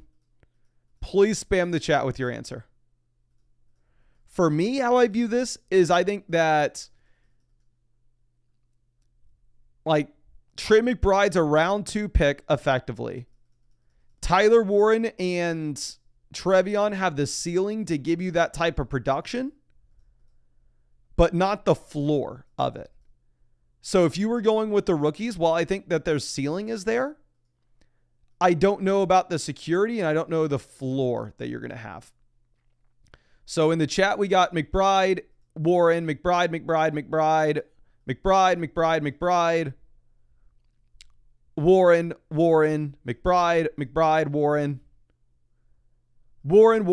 McBride, Warren, McBride, Warren. So for me, again, especially knowing that you're making this deal before the season starts, so you're opening up a roster spot where you can just be like a waiver wire monster at the beginning of the year and just flip through these players at the bottom end of your team.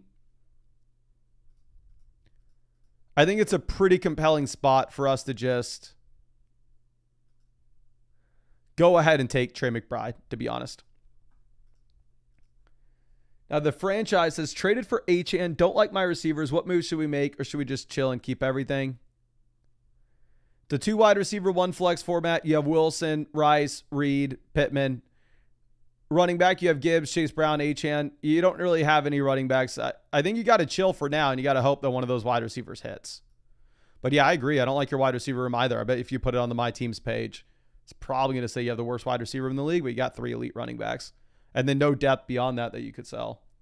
B-Dog says, Ginty slipped to the 3rd for me. Honestly, it's embarrassing for you to admit Ginty slipped to the 3rd for you, because that means you passed on Ashton Ginty in the 2nd round. Incredible. You played Ginty and Chase. You're telling me we played Ginty, Chase Brown at running back. Wide receiver, we play CeeDee Lamb, Mike Evans. And in the flex spot, we're going to go ahead and we're going to play Cortland Sutton. Incredible team. Louis, this is Pacheco and Ladd McConkey versus CMC. CMC is not close for me. 2 wide receiver, 1 flex format. Wide receiver left over. You have Harrison, Smith, Addison, Rice, Golden. Go get CMC. Now, Jesus coming through. We're going to go Breece Hall over Jalen Warren, Braylon Allen. Wide receiver, we're going to take Jalen Waddle over Rome Odunze, Michael Pittman. And then for the flex, I think we probably go Rome. If you wanted to take Jalen Warren, not going to fault you for it. Jalen Warren should be a starting running back. I just think the game environment's going to be tough with not many points scored. RH coming through with our next question. We got Ricky Pearsall or Rome Odunze effectively. I'm going to go with Pearsall. I'd expect Pearsall to be the number 1 wide receiver, considering you're in a spot again where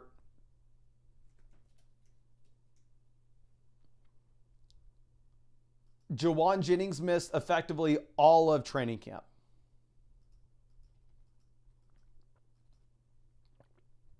So if Jennings missed all of camp,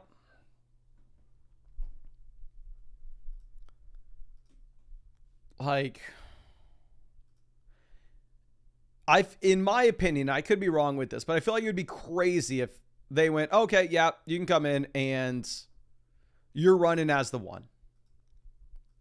I think it's mainly going to be Pearsall here. Now, Jay Stepling. So should I drop Blue Sampson for Ollie as a handcuff? I would drop Jaden Blue for Ollie Gordon, for sure. Rookie smash here. We're going to go with Caleb over May. Running back, I'm going to go James Cook, Josh Jacobs. Wide receiver, we're going to take Malik Neighbors, Garrett Wilson. And then for the flex spot, we'll take David Montgomery over Hollywood Brown. Now, Stokes coming through with our next question. We're going to go Worthy over Adams week 1, Goddard over Pitts. And then for the flex, full PPR format, I will play Devontae Adams over Aaron Jones and Isaiah Pacheco. Lucas, this is Hurts, Derrick Henry, Ricky Pearsall versus Genty, Worthy, Dak. Henry versus Genty, full PPR format, give me Genty slightly. Hurts versus Worthy, give me Hurts. Pearsall versus Dak, give me Pearsall. Even though I'd rather have Genty over Derrick Henry, I think you're downgrading the other two spots. And Henry and Genty aren't that too far off for me, so I'm going to take Derrick Henry there. Now, whole pluggers with our next one. Running back, Achane. Wide receiver, Jefferson. I'm assuming we need an additional running back 2 and a wide receiver 2. So Hampton will be our RB2. Worthy will be our wide receiver 2. And then the leftover flex will most likely end up being Tony Pollard. But if not, if you don't actually need the second receiver and the second running back, we'd go Hampton there in the flex instead. But I'm assuming you need this second running back and second receiver. Let's refresh this, see if we got any more questions in. Now, Alatar, this is Tyrone Tracy, Josh Jacobs versus Chase Brown, RJ Harvey. Jacobs versus Chase Brown, tomato for me. They're going to go back to back. Tracy versus RJ Harvey. It's definitely going to be Tracy early in the season, but I would definitely rather have RJ Harvey through the entire year. So for me, give me RJ Harvey, to be honest. But I think that you'll probably look like you lose this trade at the beginning of the season. Because at the beginning of the year, Tyrone Tracy is going to be the starting running back and RJ Harvey will be a backup. But again, thinking long-term upside here, I think long-term upside, you're in a better spot with Harvey.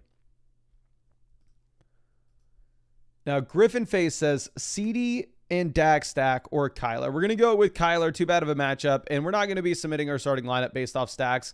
And then down in the flex, we definitely want to go ahead and we definitely want to play Tet over Hunter and Golden. T. Willie with the start set. We're looking at Metcalf or Flowers. So most weeks for me personally, it's going to be Metcalf, and I don't think it'll be that close. However, this week, it's a little bit tougher because you could have Flowers in the highest scoring game of the week where Metcalf's going to be in the lowest scoring game. So I'd actually go Zay Flowers over DK Metcalf this week. Now, Kaching 2K here. Wide receiver, we're going to play Tyreek Hill over Worthy. I would love to get Worthy in the flex spot, but this team is absolutely loaded. You need to go out there and try to make a trade and go get like just Brock Bowers, to be honest. Like crazy that Worthy's on your bench. Now going over and looking at this next one, we have Namis says, who to start between Waddle and Igbuka? Having Evans, my wide receiver 2, is making me hesitate on Igbuka in the flex. If you're hesitant on it, I mean, I have them in the same tier. I have Waddle slightly ahead. I wouldn't like actively avoid starting both wide receivers on the same team. I'm not going to fault you for doing so though. But Waddle's in a good game environment. Waddle, we've had the long track record from. Tua's healthy for this first week. So you could go ahead and you could just take Waddle here. Nobody's going to stop you. Now, our next question is coming out from E. Whittle. Quarterback, we're going to go Purdy over May. Flex, we are going to go with the combo of Tets. And I would go, I'm probably going to go Tracy. Igbuka versus Tracy is going to be tough. Tracy's going to be starting running back early on before Scadabu can really get going. Honestly, I'm going to take Igbuka. It's a full PBR format. I think Igbuka just has so much of a higher ceiling. Better matchup too. G Stacks, this is Ramadre Mooney versus Austin Eckler.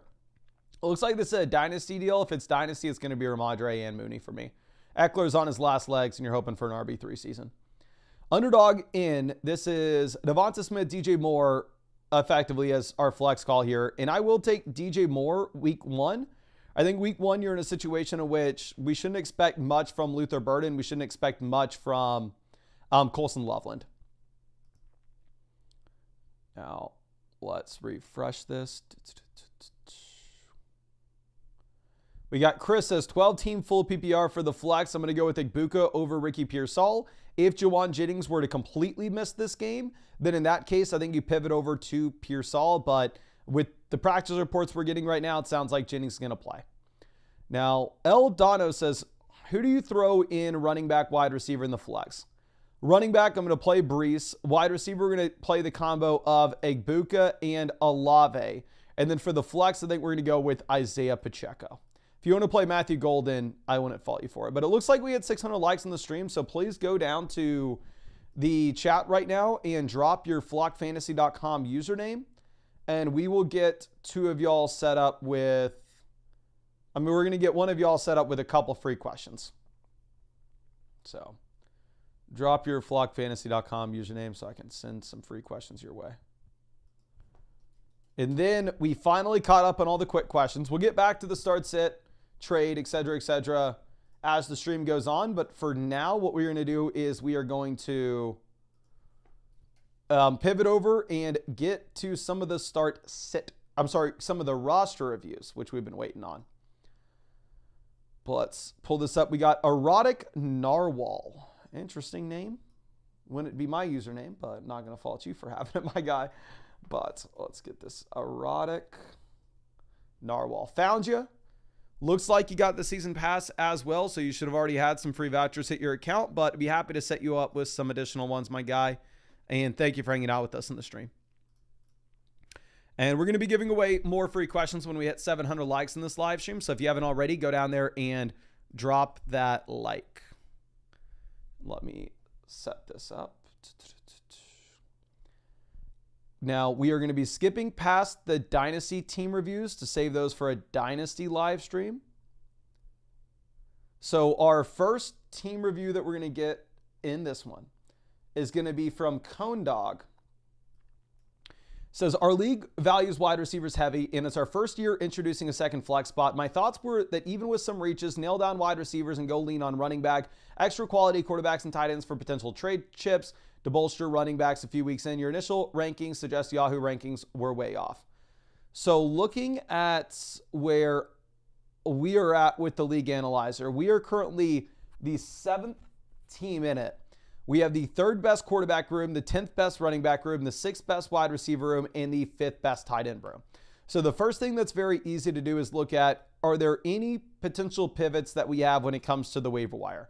And for me, I think the first thing that would be very easy to see is I don't expect that you're going to be starting Adam Thielen ever.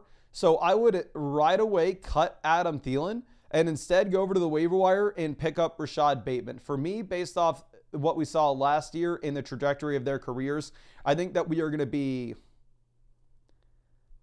more likely to end up playing Rashad Bateman here. I understand that this is a league where wide receiver depth is going to matter a ton, and I actually think that Bateman could potentially hit your starting lineup.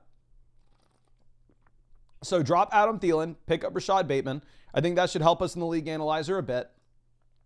Going over and looking at what we have at quarterback, we have Daniels and Lawrence. I'm going to be completely fine with us rostering the backup quarterback here, with the context being that there aren't many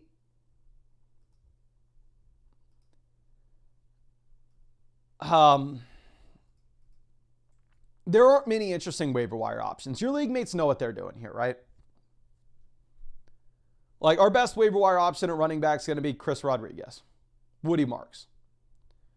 So if you wanted to hold on to the backup quarterback with Lawrence, especially when we go over and look at quarterbacks on the waiver wire, they're not great. I think you would be A-okay in doing so. Going over and looking at running back is horrible beyond Chase Brown. We have the anchor with Chase Brown.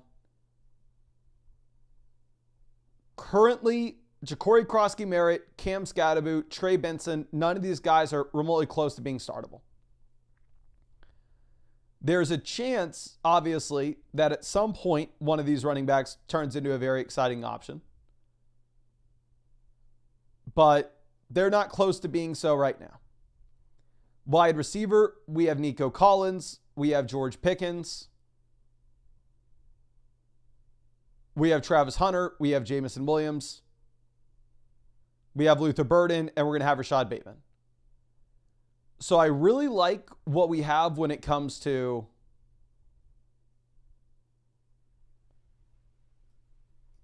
the wide receiver depth in a league where wide receiver depth is critical.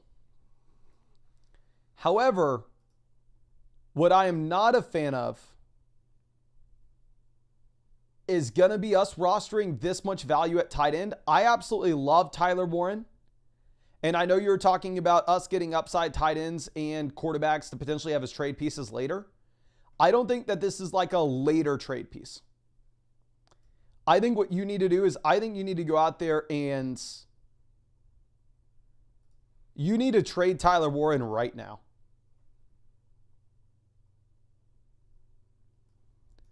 I would see if we could get just any viable running back in return.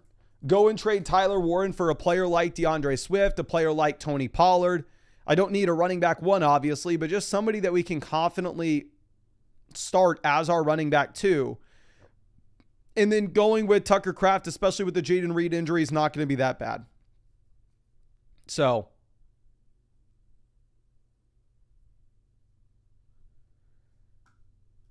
trade Warren, get a running back. I don't think you can wait. Also, drop Adam Thielen and pick up Rashad Bateman. But really appreciate you. Really hope I was able to help you out in some way with this. And I like the fact that we built around wide receiver depth for our league settings. I think you did that correctly for sure.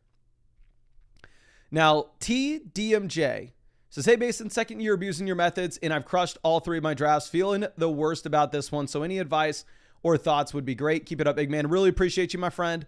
Let me go through and set you up with some of these free vouchers. That way, if you want to follow up anything with this review, I'd be happy to check it out for you. The first thing to mention is we have more value on our team than anybody else in the league, and it's by a decent little margin as well.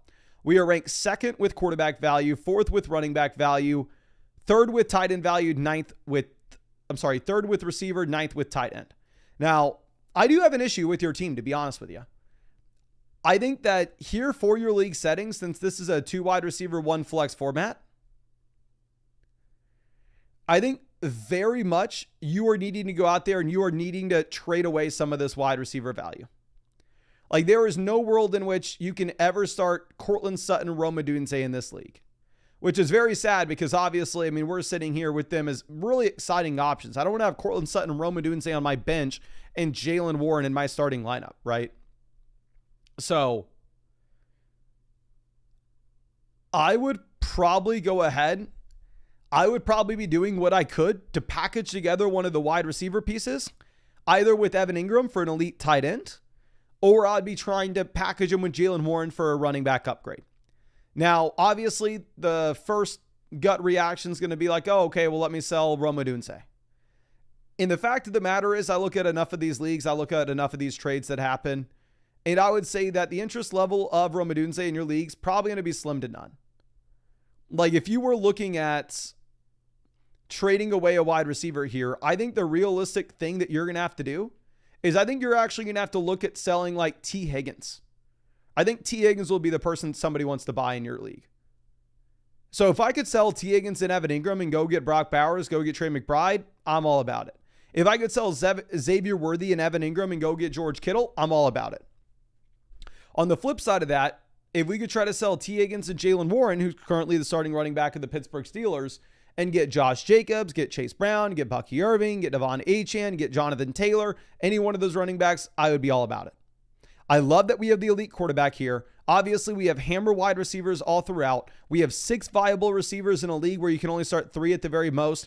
So you have to sell a wide receiver. You have to get an upgrade at running back or an upgrade at tight end. And I would start by trying to trade T. Higgins, Xavier Worthy, Terry McLaurin, or Cortland Sutton, because those are going to be the guys that your league mates are interested in. And again, as we go through and say this, if you offer a league mate like T. Higgins, and then they come through and they tell you like, oh no, I don't want to trade, I don't want T. Higgins, but I do want Xavier Worthy, by all means, you can change the wide receivers here. It frankly doesn't matter. Just whoever your league mates are going to be most excited for, and whoever they're going to give us the elite tight end for, whoever they're going to give us that running back upgrade for. And again, if you can't get to that tier of like the running backs that went in round 2, if you wanted to look at Kyron Williams, Amari, and Hampton, you can look at that as well. But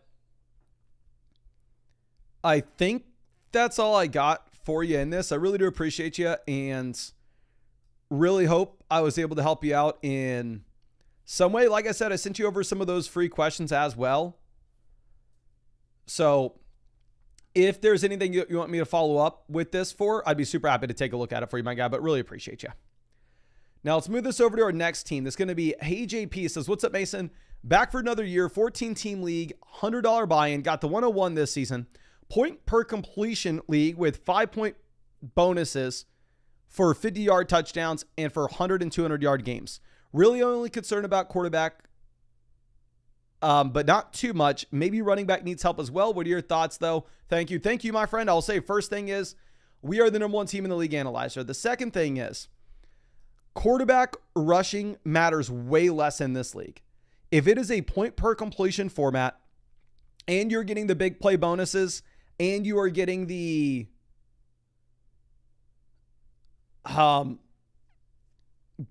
bonuses for big games, Jalen Hurts is not your quarterback, right? Jalen Hurts is very exciting in a league where you only get 4 points per passing touchdown and 1 point per 25 passing yards, because in a setup like that, the rushing upside is going to be insane.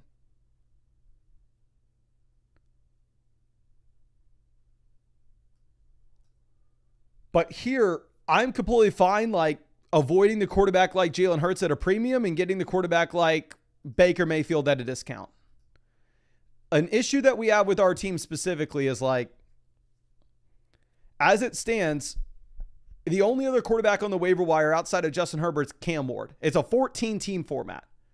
So at the very minimum, to make sure that we don't just lose the entire league from a Justin Herbert injury and we're not able to go get a QB, I would cut Marvin Mims and I would go ahead and I would pick up Cam Ward, which I'm not saying that in many leagues, but for you, 14-team league, everybody's rostering 2 to 3 quarterbacks. We need to pick up Cam Ward before somebody else does, because he's the last starting quarterback on the waiver wire.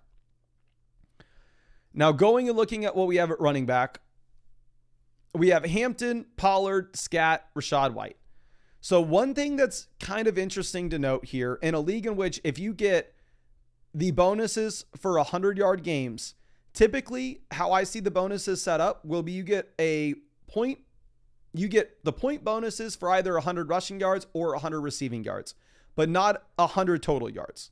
For that reason, I do like the idea of hammering running backs that we think that they may not have a crazy receiving role like Alvin Kamara. Kamara is never going to get to 100 rushing yards, right? But he can get to 100 total yards easily because of the receiving volume. But I would probably prefer getting somebody like Amari and Hampton here instead, because if you are looking at Amari and Hampton, it's a spot that he can get to 100 rushing yards easily. So I like our running back room. Wide receiver, we have Chase, Tet, Egbuka. We have Ricky Pearsall, Keenan Allen. We have the elite tight end with Bowers. I love your team. I think you have a tremendous amount of value. I would love to go out there and see if we could trade Ricky Pearsall and Justin Herbert to get to a quarterback that you think could potentially lead the NFL in passing. If that would be a possibility, let's go for it. Now, of course, it's going to be much easier said than done, but at the same time, we go through and we look at some of these teams. They have 3 quarterbacks in their league. You possibly could make that swap. So that's what I'm going for here. Again, I would also drop Marvin Mims, pick up Cam Ward based off your scoring and based off what your league mates are doing. And I think you can afford to trade away one of Egbuka or Ricky Pearsall if we can get that significant upgrade at quarterback. As this looks like it's a 12-team league and it's a 14-team format. A 14-team league to have Bowers and Jamar Chase on the same roster is insane. And you can see the value we have over the rest of our league mates with this as well. I would just try to go out there and get the quarterback upgrade. But I really appreciate you and really hope I was able to help you out in some way with this, my friend. Now, going over to our next one, this is going to be Rob Dog. Says, hey, Mason, thoughts on the team? Feeling good, but curious on any early moves or adjustments, or if solid, and just leave it and monitor the waiver wire. Obviously, going to have to suck it up at wide receiver for the first half of the season, but I think it's doable. The only target I got sniped on was Egbuka, so I hit Ricky Pearsall instead. Okay, so let's check this out. First thing is, you are the number one team in the league analyzer. Second thing is, this is a league in which you only start 2 wide receivers, 1 flex, 12-team format. So the depth isn't going to matter that much at the skill positions. I love us going out there and getting the elite QB. We're sitting with Lamar Jackson. That's absolutely perfect. And then if we are going to be looking at any quick adjustments we need to be making on the waiver wire, the first thing is, obviously, if Christian Watson is on the IR. You completely ignore me. I'm sure he's on the IR. I'm sure we're not rostering him on our bench. But just in case we are rostering him on our bench, then in that case, we would drop him for Xavier Legette. Now, I'm sure that's not a move we can make. Like I already said, I'm sure he's on the IR. But we also have Chris Godwin, who potentially is on the IR instead. The other drop on the waiver wire that we for sure can make for 100% fact is we are going to drop Ollie Gordon for Cam Skattebo. If we are looking at Skattebo, he's just a premium handcuff back at this point. We can say the same thing with we can say the same thing with Ollie Gordon. The difference is Cam Skattebo can eventually take over as the starting running back for the Giants, where there's no way that Ollie Gordon takes over as the starting running back for the Miami Dolphins outside of a Devon Achane injury, and Achane looks like he is going to be good to go week 1. So drop Gordon, pick up Scat. If Christian Watson's actually on your roster, drop him, pick up Legette. But again, I would operate under the assumption that you actually can't make that move. The rest of the running back position, we have Barkley, Chase Brown, James Conner. Beautiful. Wide receiver, we have Pickens, Ridley, Ricky Pearsall, Chris Godwin. So in a 12-team, 2 wide receiver, single flex league like this, I would say typically, like, you know what, man, you're the number 1 team in the league analyzer. We can afford to go out there, make a 2-for-1 deal and upgrade to an elite tight end. However, you cannot. And the reason being is we have no Judkins at the beginning of the year. We have no Godwin at the beginning of the year. And we have no Rashee Rice at the beginning of the season. So you are going to have to just wait a bit here for us to potentially make that trade for the elite tight end by maybe packaging together one of the receivers with Tyler Warren, or maybe like James Conner and Tyler Warren to see if we can get to George Kittle. But until you get back either Rice and or Godwin, you just simply don't have the depth to be able to make that move. So I think you're honestly probably just sitting with this as is. But I really hope I was able to help you out. I'm about to piss myself. You can tell that I'm dancing here. So I'm going to go pee. I'll come back to this live stream and we'll hook up somebody in the chat with some free start set, free trade questions. And Rob Dogs, I appreciate you. I think you got a great squad.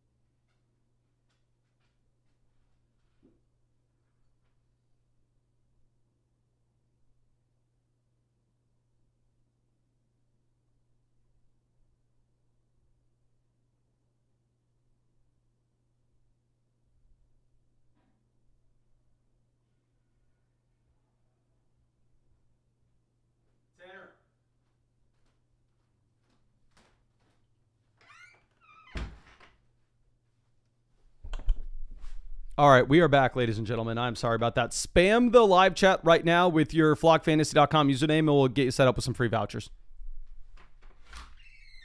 Let me leave that door open in case the dog needs to come back in. Okay. Let's pull up the users page on the site real quick. That way I can hopefully find one of y'all and get you some free vouchers.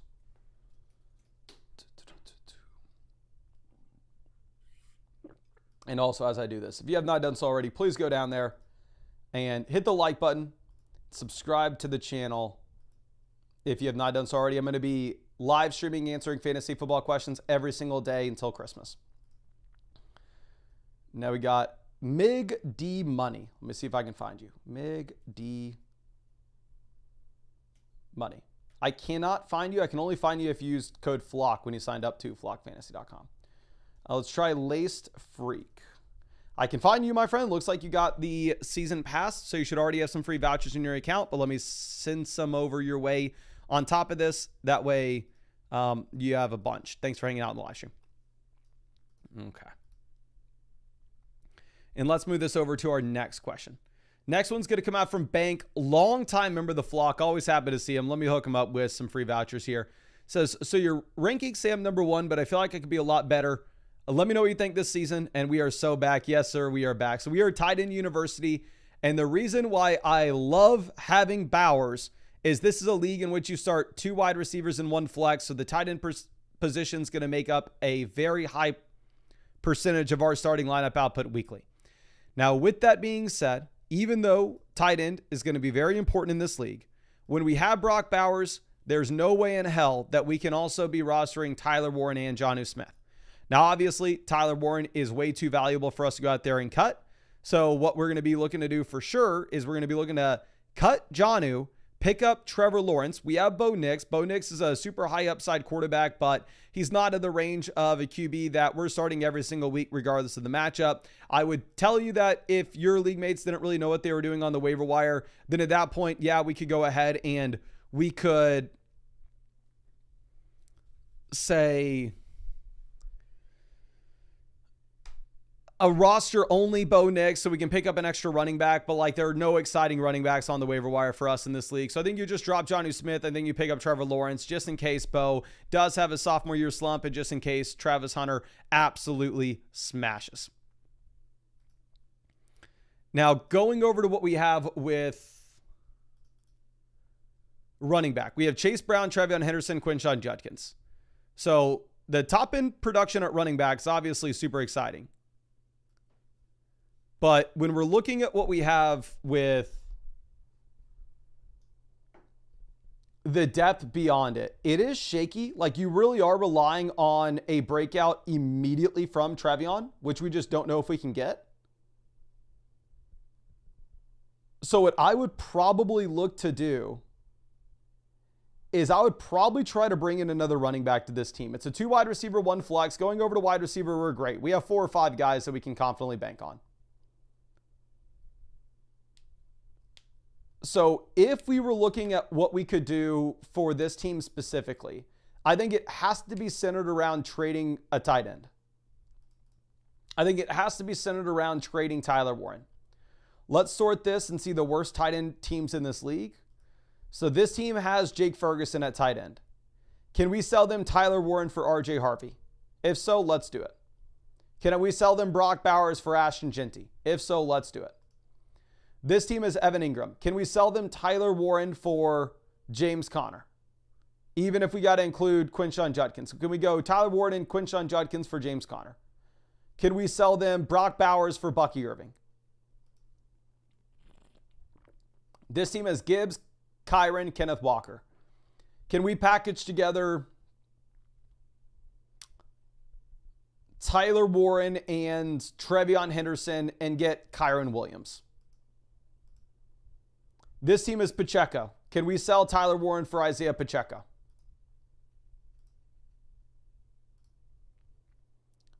This team's probably not in the market. This team is Achane. Can we sell them Brock Bowers for Achane? Obviously, we're not going to be able to sell Jonnu for anything.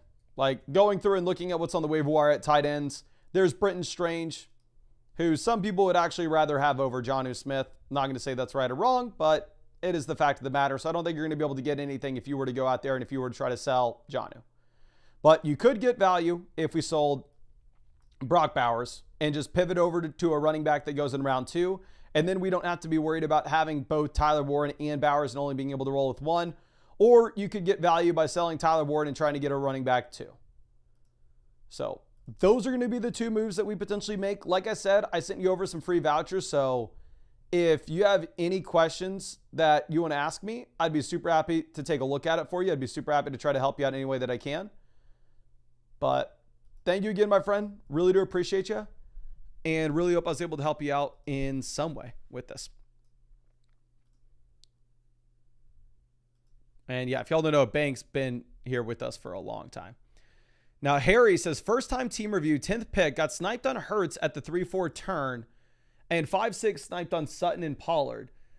Tough league to make trades. Definitely appreciate your feedback to win my home league. Really appreciate you, my friend. Here we are 4th in the league analyzer. The first thing that we'll focus in on is going to be the waiver wire moves. If this is going to be a tough trade to make, tough league to make trades, just sent over some free vouchers to your account. Looking at this in terms of best options on waivers, like I would say Xavier Legette's probably your best waiver wire pickup. But if we were looking at who we're going to have to drop, you would either be forced to drop Dylan Sampson or Khalil Shakir. So the second that Quinshon Judkins signs, I think that you would drop Sampson for Xavier Legette. especially considering the fact that you're in a spot where this is a league you can start 4 wide receivers weekly, so the wide receiver depth is actually going to be pretty damn important.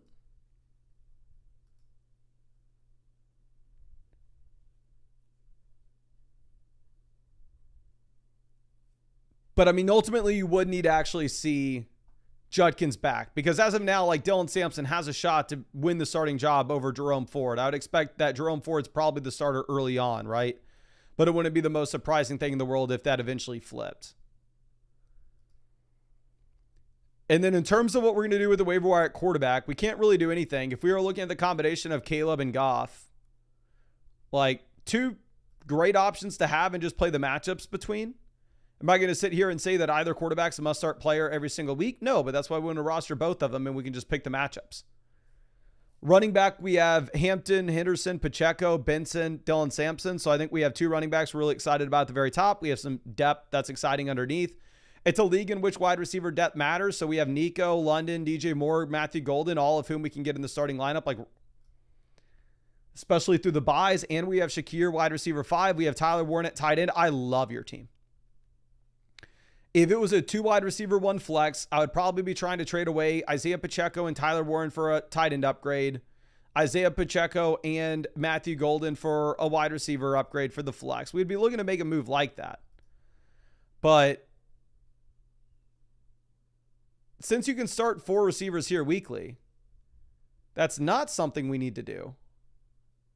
And instead, you're just in a perfectly fine spot to have this roster exactly how it's situated. Again, I would drop Dylan Sampson if Quinshon Judkins does eventually sign, and we want to pick up Xavier Legette. Like, again, I think Legette's a good pickup in this league, but the issue that you're going to have is I just simply don't know who you could drop.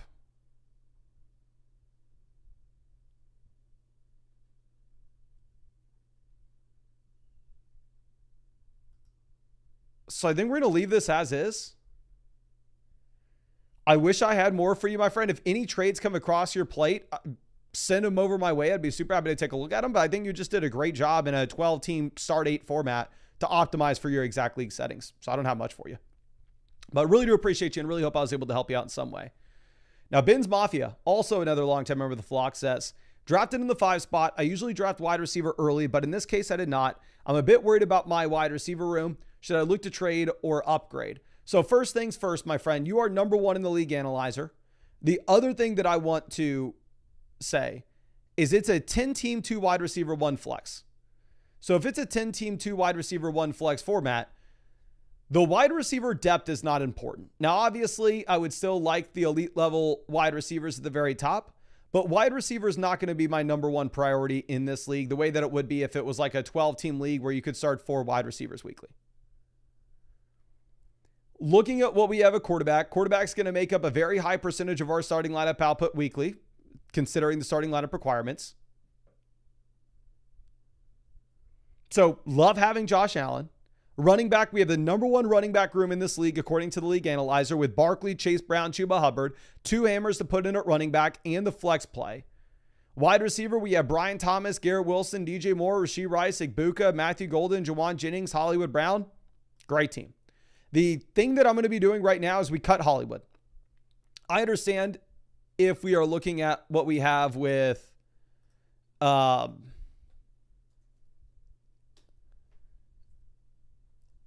Rashee Rice suspension, it's maybe tough for us to have Rice on our team. And again, if it was a 12-team format where you started 2 wide receivers and 1 flex, yeah, I would probably look to go ahead and I'd probably look to make a pivot where we could hopefully have some potential depth early, but it's a 2 wide receiver, 1 flex. So even with the Rashee Rice suspension, frankly, it doesn't really matter. You're still going to be able to go out there and you're still going to be able to play Brian Thomas, Garrett Wilson, DJ Moore. And if we needed to go any deeper than that, you can still play Igbuka. You could still play Matthew Golden. So Rashee Rice is not hitting your starting lineup here.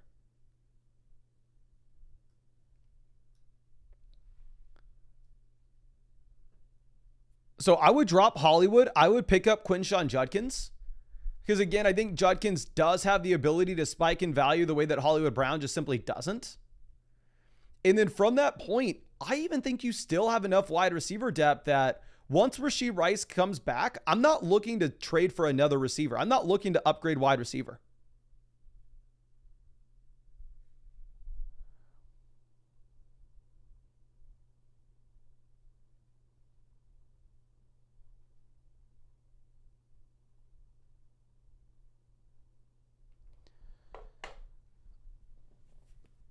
So I'm not wanting to make any trades with this team until we get Rashee Rice back in. And then we have like Garrett Wilson, wide receiver 3, DJ Moore, wide receiver 4. And if you could potentially at that point go through and sell like DJ Moore and Tyler Warren for Kittle, Garrett Wilson and Tyler Warren for like McBride or Bowers, if Tyler Warren's looking great, that's the move to make. It's not to upgrade wide receiver. Your wide receiver position is completely fine given the settings that you have. You have by far and away the best team in the league. Look in the league analyzer. It's you and this other top team, and it's not even remotely close. The only thing that I'd potentially consider here is upgrading to get the elite tight ends, but I don't think you would need to worry about that until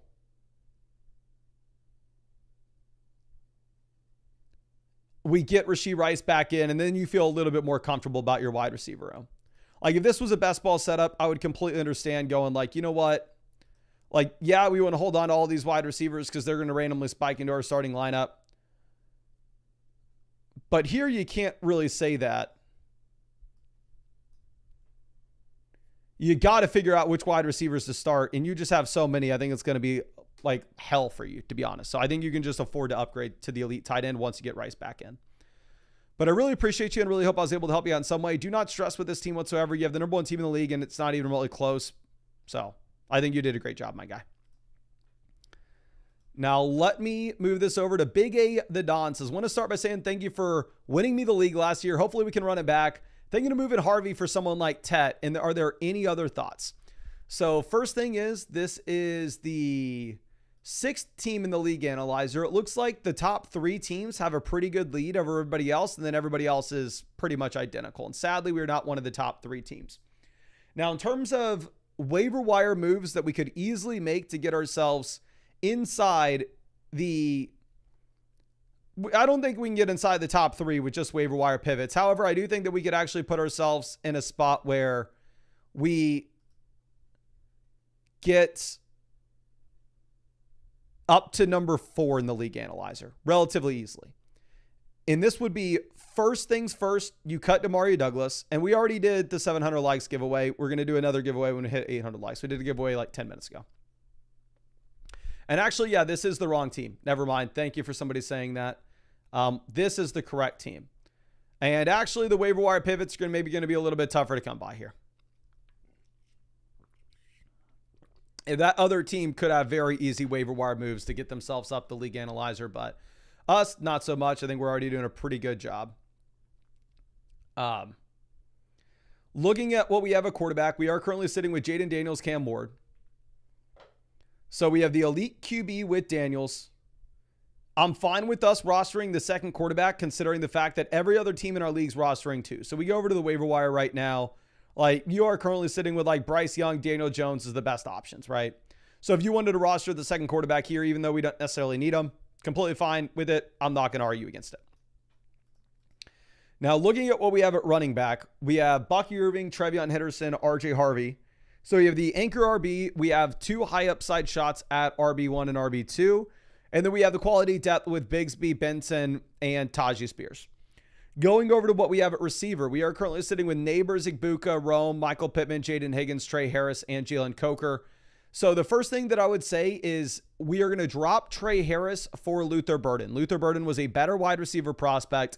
And if we look at the actions that these teams took this offseason, since you had the Chargers drafting Trey Harris, they still went out there and signed Keenan Allen, and the reports out of camp regarding Trey Harris weren't great. Whereas the Bears haven't necessarily done anything like that. So I would drop Trey Harris. I would pick up Luther Burden. I'm going to assume that Jalen Coker is on our IR. If you do not have a dedicated IR slot for Jalen Coker, you would also drop Jalen Coker. And what you'd be doing in that case, you'd be pivoting from Coker over to Ray Davis, just as the premium handcuff back there in Buffalo. The next thing that I think we could potentially do waiver wire wise is we are going to be starting TJ Hawkinson almost no matter what, right? So if we're looking at Chig as our second tight end, he's really just like a depth tight end piece that we don't necessarily need to rely upon. So if we don't need to rely upon that depth tight end piece, I think you have two different options. One, you drop him for Ray Davis if we weren't able to drop Jalen Coker. Or two, if you really wanted to roster a backup tight end, I would actually drop Chig and I would roster instead Isaiah Likely. Obviously, Isaiah Likely is not going to be good to go.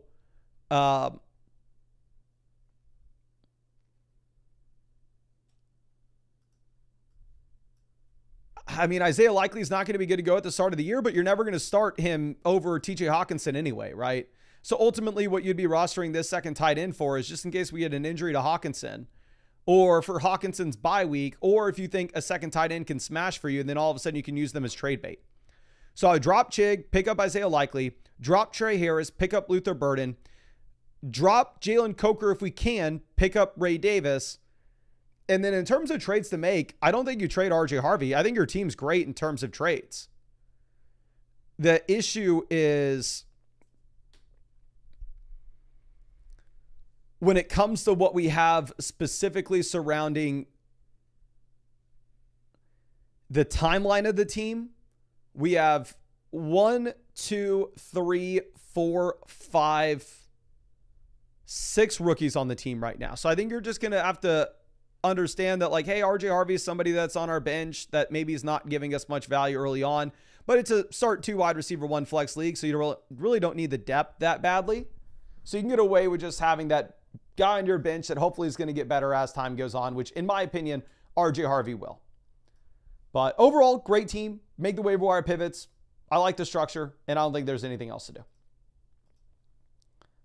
But hopefully I was able to help you out here. Now, Yonder coming through, and this is something that's very interesting. So this is a draft question that he's submitting.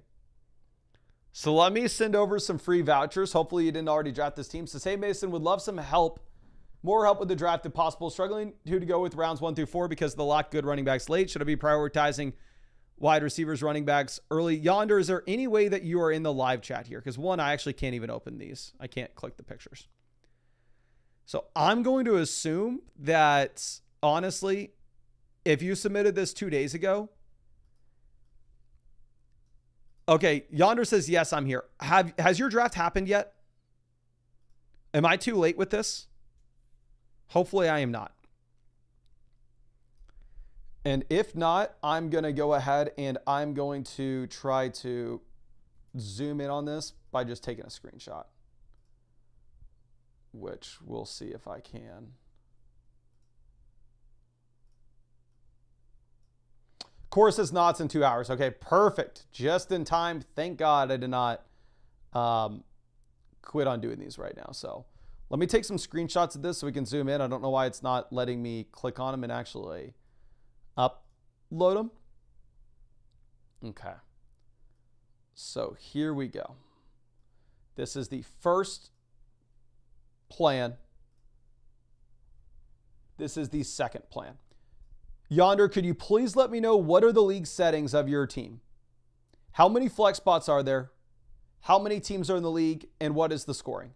I know you've told me this before, but I just want to make sure that I am 100% in line with exactly what it is so I don't mess anything up here for you.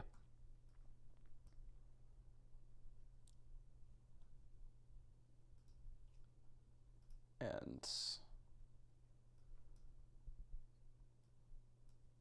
let's see if we got Yonder in the chat. Yeah, Justin says 2 hours. Let me know in the chat right now. Has anybody else not done their draft yet? Is Yonder the only person who hasn't? I would have assumed that essentially everybody's done their draft. But obviously that assumption would be wrong. Like I started this live stream saying everybody's drafted their team. Yonder says 10-team PPR, 2 wide receivers, 1 flex, start 7. I have pick 8. Okay. Yeah, people say that they still have drafts left to go. Okay, so this is going to be an interesting setup, right? So 10 team, 2 wide receiver, single flex format. If that is going to be the case here, then you are in a situation in which the wide receiver is not going to matter much for us. Wide receivers are going to be extremely easy to come by. I love the idea of us getting an elite quarterback, an elite tight end early, and building around running backs as well. Here, so our first option, if we start double wide receiver and running back, some combination of St. Brown, Nico, Henry, Genty, and then I'm assuming the other guy would be like CMC, Achan. And then double hero receiver would be like Amon-Ra, Nico, if they're both available. Should we take him over Derrick Henry? So here's my issue. If you're in a 10-team, 2 wide receiver, 1 flex format, while maybe we believe that Amon-Ra St. Brown and Nico Collins are the best picks there at the 1-2 turn, 10-team, 2 wide receiver, 1 flex, where we know we're going to get wide receiver depth later on at a very compelling price point. If you were to go through and if you were to take wide receiver out the gate, it's going to put you in a very compromising position for the flexibility that you would have in the middle rounds. So I would not go wide receiver. If we're looking at the 3-4, so my ideal, to be completely honest with you, if you could go Derrick Henry and Ashton Genty, Christian McCaffrey and Ashton Genty, I think double anchor running back's going to be on the table. I think you could go RB. Now, if you really like a wide receiver in this range, again, not going to fault you whatsoever if you wanted to go with like Amon-Ra St. Brown and Ashton Genty. But it is kind of going to be up to you with that case and what ends up and what your preference is. But you at least want one running back here. At least want one running back. Then at the 3-4 turn, you're talking about taking a high-end quarterback at pick 28 and Hampton at 33. I think both would definitely be in play. I would also leave the door open for you to take an elite tight end. If somehow at pick 28 or 33, you had Trey McBride available to you, I would definitely go with Trey McBride in your format as well. Like I wouldn't mind like a Josh Allen, Trey McBride, Lamar Jackson, Trey McBride, Jaden Daniels, Trey McBride pairing. But also if Hampton's there, if Kyron's there, again, I'm not really going to be prioritizing wide receivers in that range. Because what I think you want to do is where you have rounds 5 and 6 target wide receivers, these are the guys that you're going to be wanting to take. You're not going to get Breece Hall fall into you. I'd be surprised if you get Breece Hall like in the 6th round. Maybe it happens because it's a 10-team league. But for me, what I would opt with is I would opt to put ourselves in the position to hammer in wide receivers rounds 5, 6, 7, 8. I don't think you can rely on like Tony Pollard being there in round 7 and 8. I don't know if that's going to happen anymore. So in a hypothetical world, if you could go like Ashton Genty, Amon-Ra St. Brown, Jaden Daniels, Amari and Hampton, and then wide receiver, and then wide receiver running back, I think you put yourself in a very good position. But let me know if you have any other questions with that. Hopefully that made sense here. I don't like the idea of going double hero wide receiver. I would opt to go with double anchor running back before double hero receiver because of your league settings in the draft position that you're in. Especially if McCaffrey were to make it to you, I think you would have to take McCaffrey in round 1 in your format with that setup because the wide receiver value is going to be incredible later. But again, please keep me posted in the chat. If you have any additional questions, I'd be super happy to answer them for you. And like I said, I just sent you over some free vouchers on top of that. So once you actually draft your team, I'd be happy to try to help you out in any way from there. But let me move on to our next team. That's going to be SEAL Team J. This is Amon Drugs. This is a funny team name. Where it's a 12-team double flex format. So here, wide receiver depth is actually going to matter a decent bit. Quarterback, we have Lamar and Jordan Love. I would say when we have Lamar, we don't need to be rostering a second quarterback. Looking at the quarterbacks that are available on our waiver wire right now, it does look like everybody in our league is rostering a second QB though. So I'm not going to cry about it. It's not going to be the biggest deal in the world. So it will be okay if you want to leave this as is.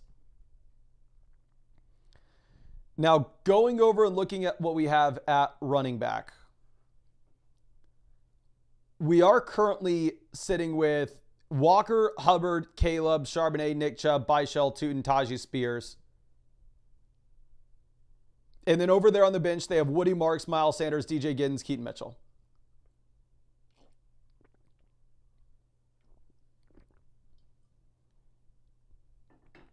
So the waiver wire options are extremely limited. I don't see a clear pivot that we could look to make.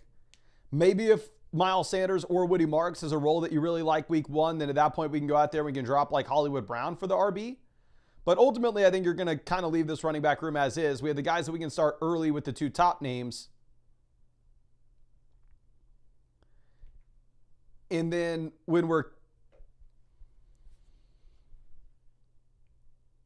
looking at like Caleb, Sharp, they're the high upside pieces for later in the season. And if we get desperate enough to need the depth early in the year, we have Nick Chubb as well.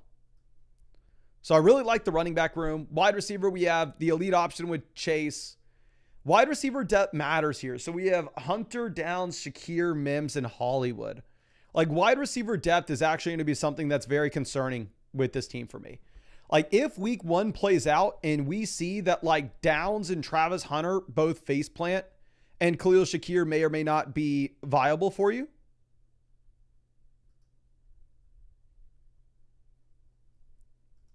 I think what we would probably look to do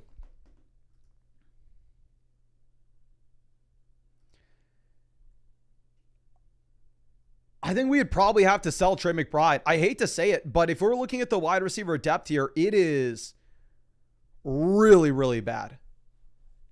Specifically for your league settings. Now, if week 1 plays out and you're like, hey man, I mean, I'm comfortable starting Downs. I'm comfortable starting Shakir. I'm comfortable starting Travis Hunter based off what I saw, then hell, Trey McBride's going to be fine. We can hold on to Trey McBride. We can have the elite quarterback and the elite tight end. Clearly, we have the most value in this league. Absolutely love to see it. But the only thing that would concern me is if we have a couple of these wide receivers faceplant in your league settings, potentially needing to go out there and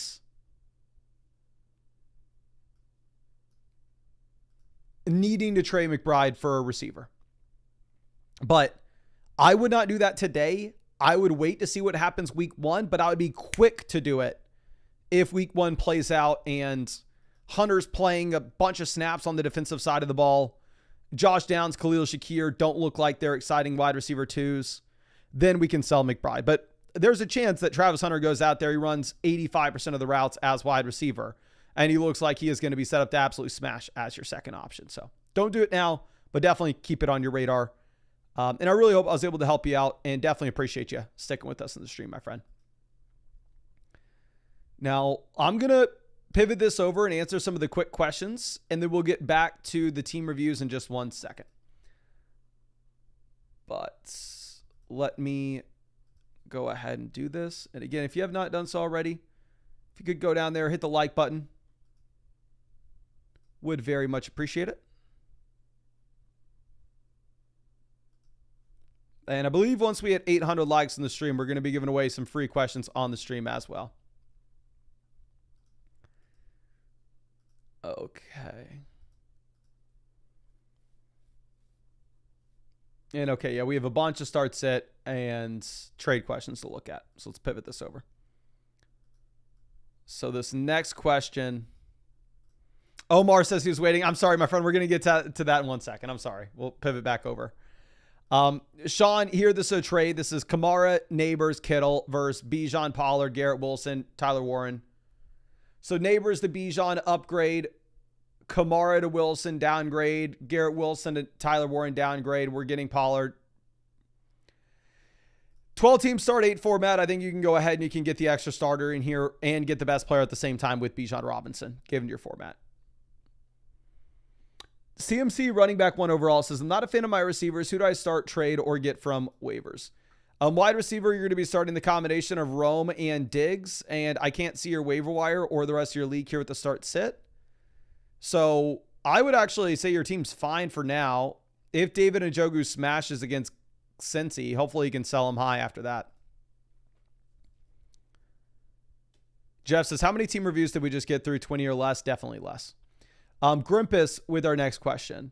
Quarterback, we are going to be taking Love over Herbert against Detroit, Running back, we're going to be going with Tyrone Tracy. There's no way in hell you can start any of those rookie running backs week 1. No idea what the role is going to be.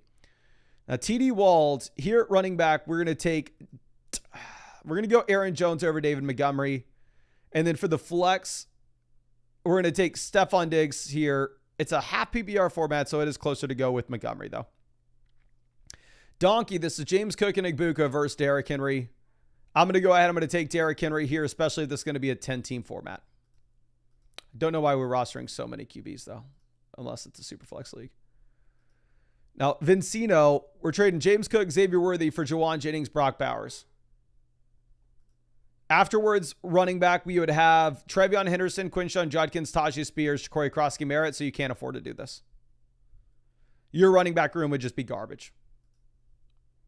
Like, I love getting Bowers, but yeah, you can't afford it. Bengals fans in So5 says, not sure about Chubb, Pittman, and Kupp in the flex. Really appreciate you. Always happy to see you, my guy. Full BBR format. I'm going to go Pittman. Really good matchup going up against the Miami Dolphins. You have Daniel Jones, so the passing volume shouldn't be as bad as it would be with Anthony Richardson. And at the same time, we have Josh Downs injured, of course. So we're going to take Michael Pittman Jr. here.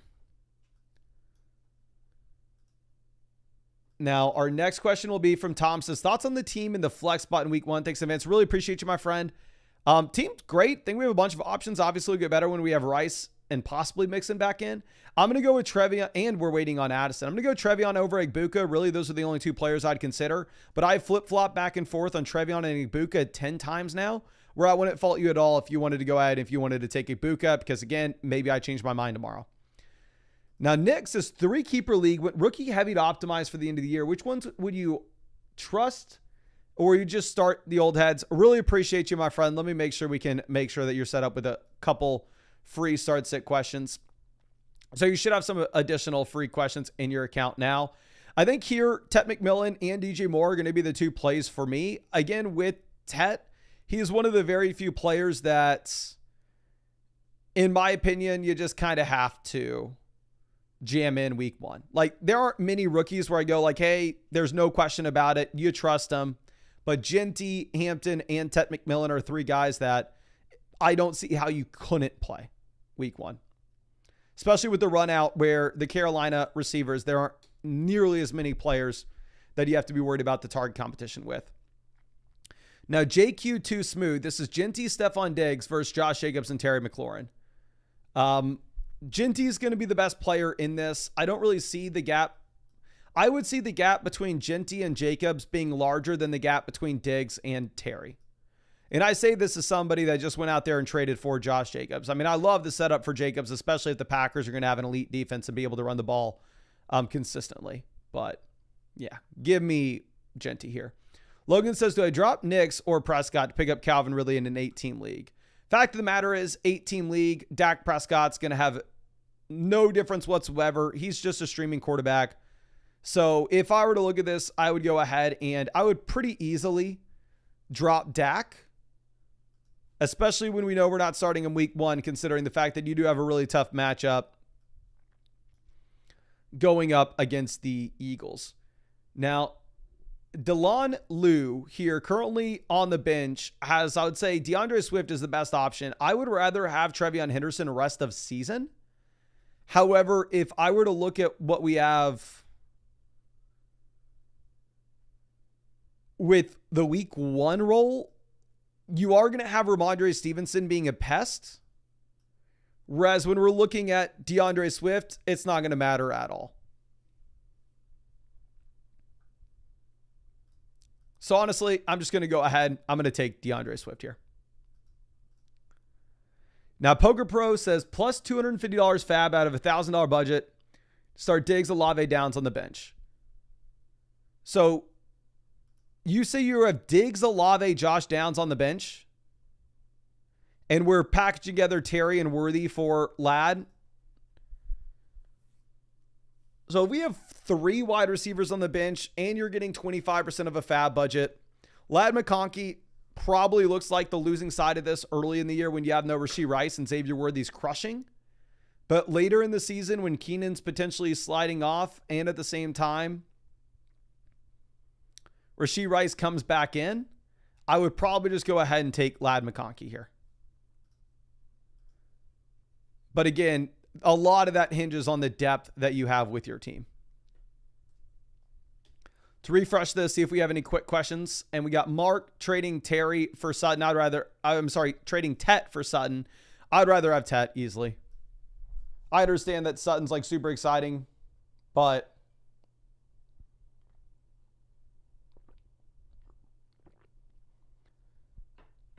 in my opinion, Tet could be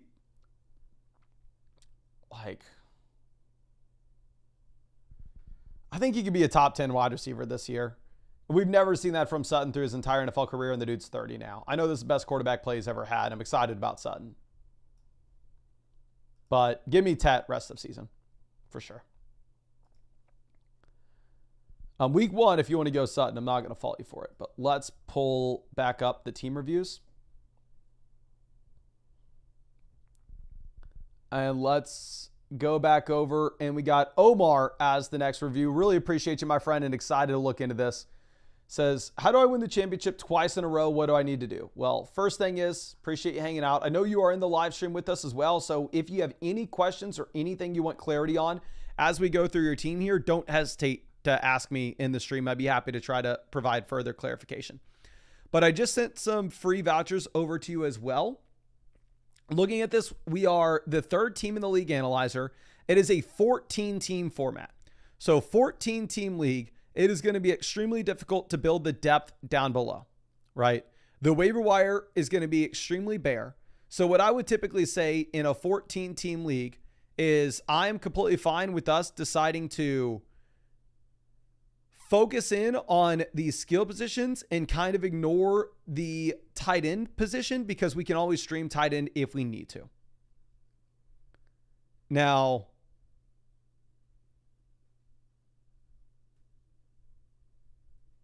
if we're looking at this, we currently have the elite quarterback with Jalen Hurts.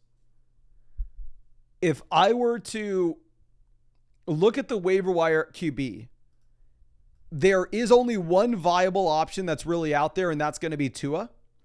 Obviously, we do not need a backup quarterback with Hurts.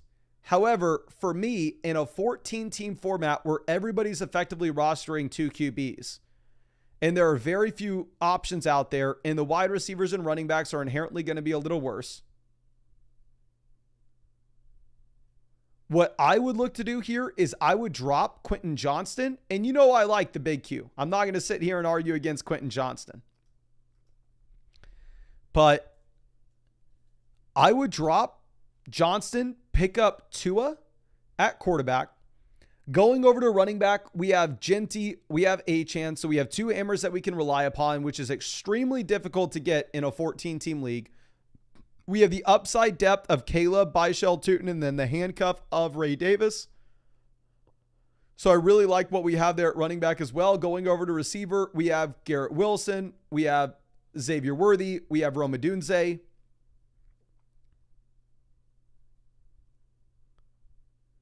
So, obviously I'm not that excited about these receivers. We have Juwan Jennings, we have Luther Burden. Good news is it's a 2 wide receiver single flex format. So it's not like we're ever having to consider oh, do I really need to play Luther Burden this week, right? Luther Burden is just a pure upside shot. Second thing is Garrett Wilson is your wide receiver 1 in a 14-team league. Isn't the worst thing in the world. You look at our rest of season rankings, we have him wide receiver 17. So it's we kind of have a high-end wide receiver 2 as our wide receiver 1.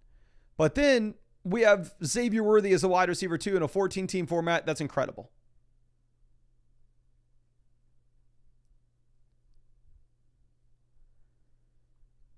Rome Odunze is a wide receiver 3 in a 14-team league is great.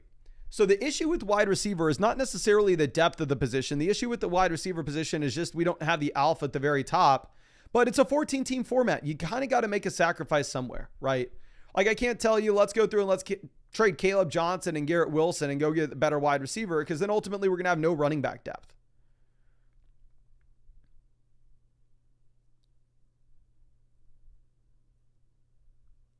If we look at what we can do on the waiver wire, like Cade Otton, Isaiah Likely, Elijah Royal, I'd say the waiver wire is probably the best at the tight end position.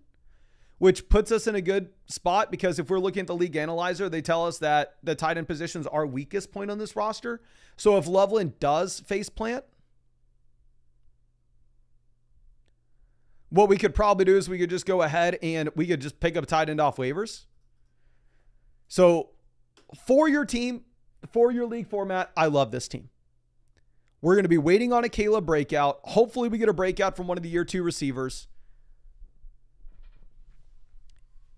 I think today you drop Quentin Johnston, you pick up Tua. That's really the only move I want to make. I'm going to send you over like a free trade voucher. We already did. We sent you over those free vouchers. So if and let me know in the chat right now, are there any trades that you would like to make? Like I would like to get a better wide receiver 1, and in a 10-team league, typically it's going to be very cheap to do so. But specifically here in a 14-team format, I don't think we can afford to move on from the depth. So please, I'm going to just look out for your message in the chat, see if you have anything for us to say. Chaos Gaming says, why can't I do a team review? To be completely honest, there are too many people sending in team reviews at the moment.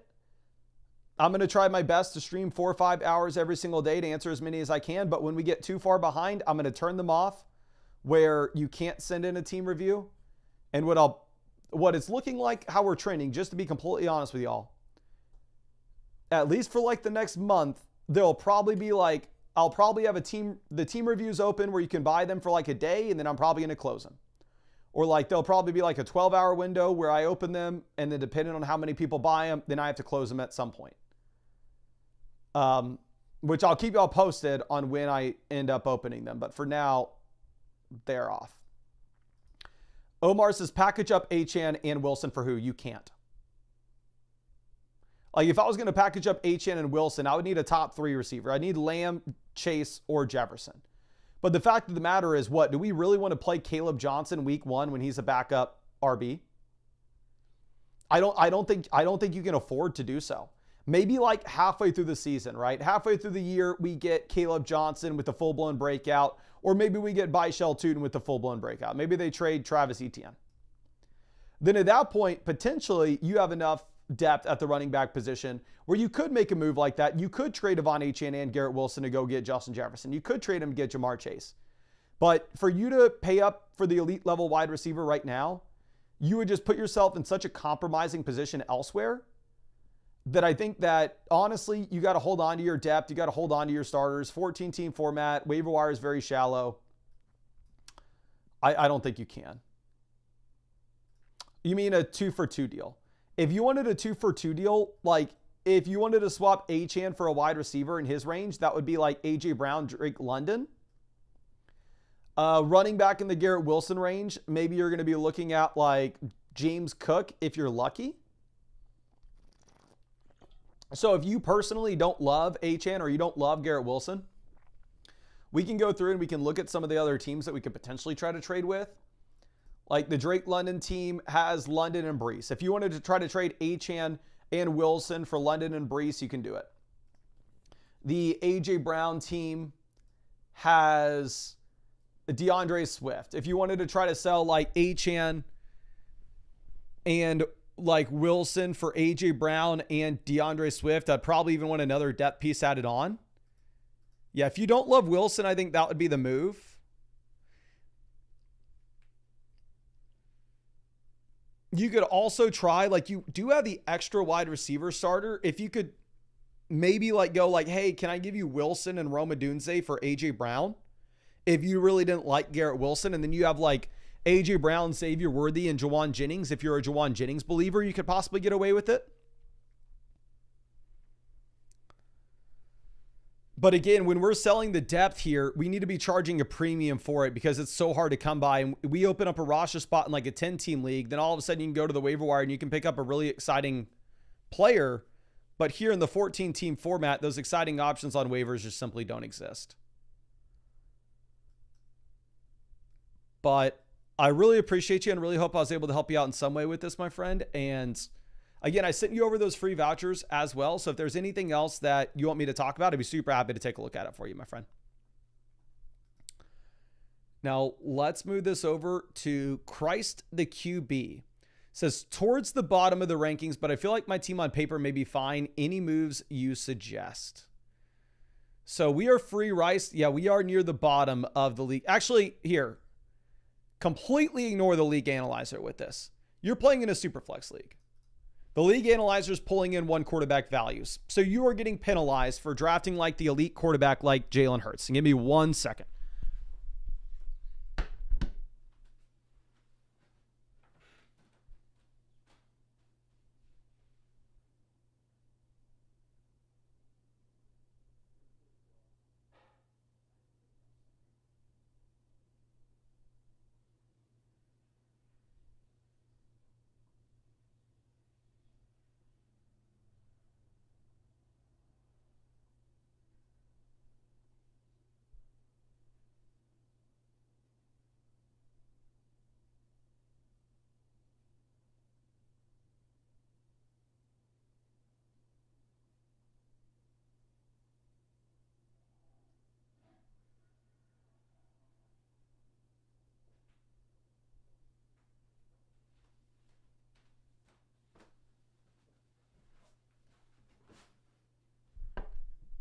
All right, so we are back. Again, what I was saying is ignore the league analyzer because it's not pulling in super flex values.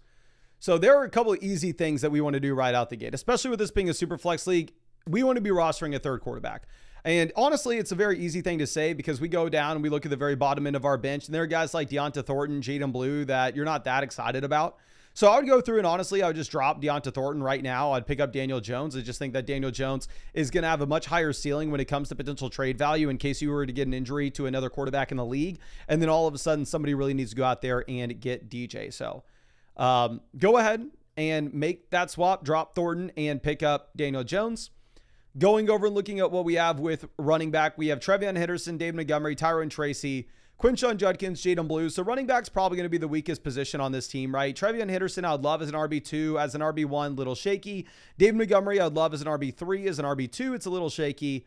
And then Tyrone Tracy, RB3 is completely fine. And then Quinshon Judkins, RB4 is completely fine. So running back depth is okay, but we don't necessarily have the elite level running back at the top. This is a league where the depth is going to matter a considerable amount, right? Because, I mean, we can start up to 9 players here weekly, which is really like a start 8 format if we remove the super flex spot. So we can start 4 wide receivers weekly. We go over to receiver. We have Neighbors, Devonta Smith, Pickens. We have a Rashee Rice waiting to come back till later this season. And we have Xavier Legette down there. And realistically, our week 1 starting lineup is like Jalen Hurts, Trevor Lawrence in the super flex. Running back, we're going to have Trevion, Tyrone Tracy. Wide receiver, we're going to have Neighbors, Devonta Smith. And then there, for like wide receiver 3/flex, we're going to have George Pickens. And then the other flex spot, we'll have David Montgomery. And then we'll have Colson Loveland at tight end. So we won't have a lot of flexibility in terms of 2-for-1 trades with this team, given the depth that we have as a requirement on the roster when we have no Rashee Rice and no Quinshon Judkins early in the season. So for us to make trades, you're really going to have to wait until we get Rice and or Quinshon Judkins added to this squad. But once we get Rice added back in, then at that point, I do think that you would actually have a little bit of flexibility based off how strong our wide receiver room will be, that if you wanted to try to package together George Pickens and Trevor Lawrence to get the best quarterback that we can, I think that would be interesting, but definitely not something that you are needing to do. Going over looking at other potential waiver wire pivots, I would definitely want to pick up Trey Benson. For me, it's either going to be down to Jaden Blue or Ollie Gordon. You have Achane practicing. They're telling us that Achane is good to go. So with that context, like Ollie Gordon isn't necessarily somebody that I think you need a roster. Like I would definitely rather have Trey Benson over him, at least for me.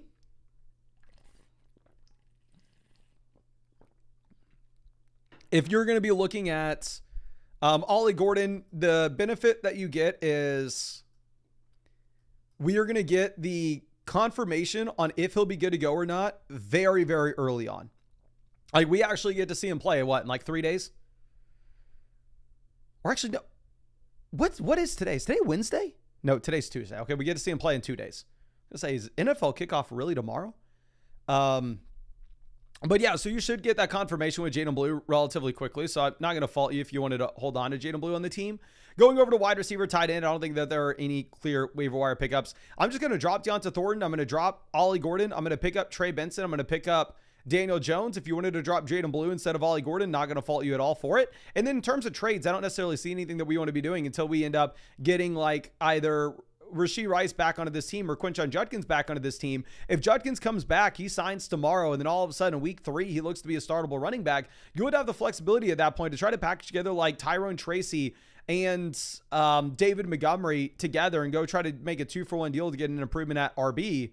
But we just simply can't look to do that right now. I think you got to wait until we get the guys that have the off the field concerns back onto the team. But let me send over some free questions to you just so if there's anything that you want to follow up with, I'd be super happy to answer it for you, my friend. But again, thank you so much for being a member of the flock and super happy to look at this. Now let's move this over to our next question. It's going to be coming out from Cautious Spork. It says, I feel like I need help at tight end, but also worried about having 2 rookie running backs starting. Also not sure about my quarterback situation. Should I drop some wide receivers to pick up Judkins on the waiver wire or Najee to handcuff Hampton? It's a 10-team PPR format. Somehow we got Genty in round 3. So I'm going to assume that if we have Genty in round 3, that this is an incredible team. Let me hook you up with some free questions here, my friend. And then let's go ahead and let's try to pull this up. And it is not pulling up for me, so I'm going to have to try to open this up on another screen. This is Cautious Spark. Let's see the attachment here. Perfect. Okay. This is it. And we can zoom in here. So this is a league in which you start 2 flex spots. So the wide receiver depth's actually going to be a little bit important here for this setup. But we have a tremendous amount of wide receiver depth. Right now we have CeeDee Lamb, Brian Thomas, Xavier Worthy, Tet McMillan. So we are sitting with 4 wide receivers that we can jam in every single week as auto starts. Then on the bench, we even have Chris Olave, Devonta Smith, Jalen Waddle.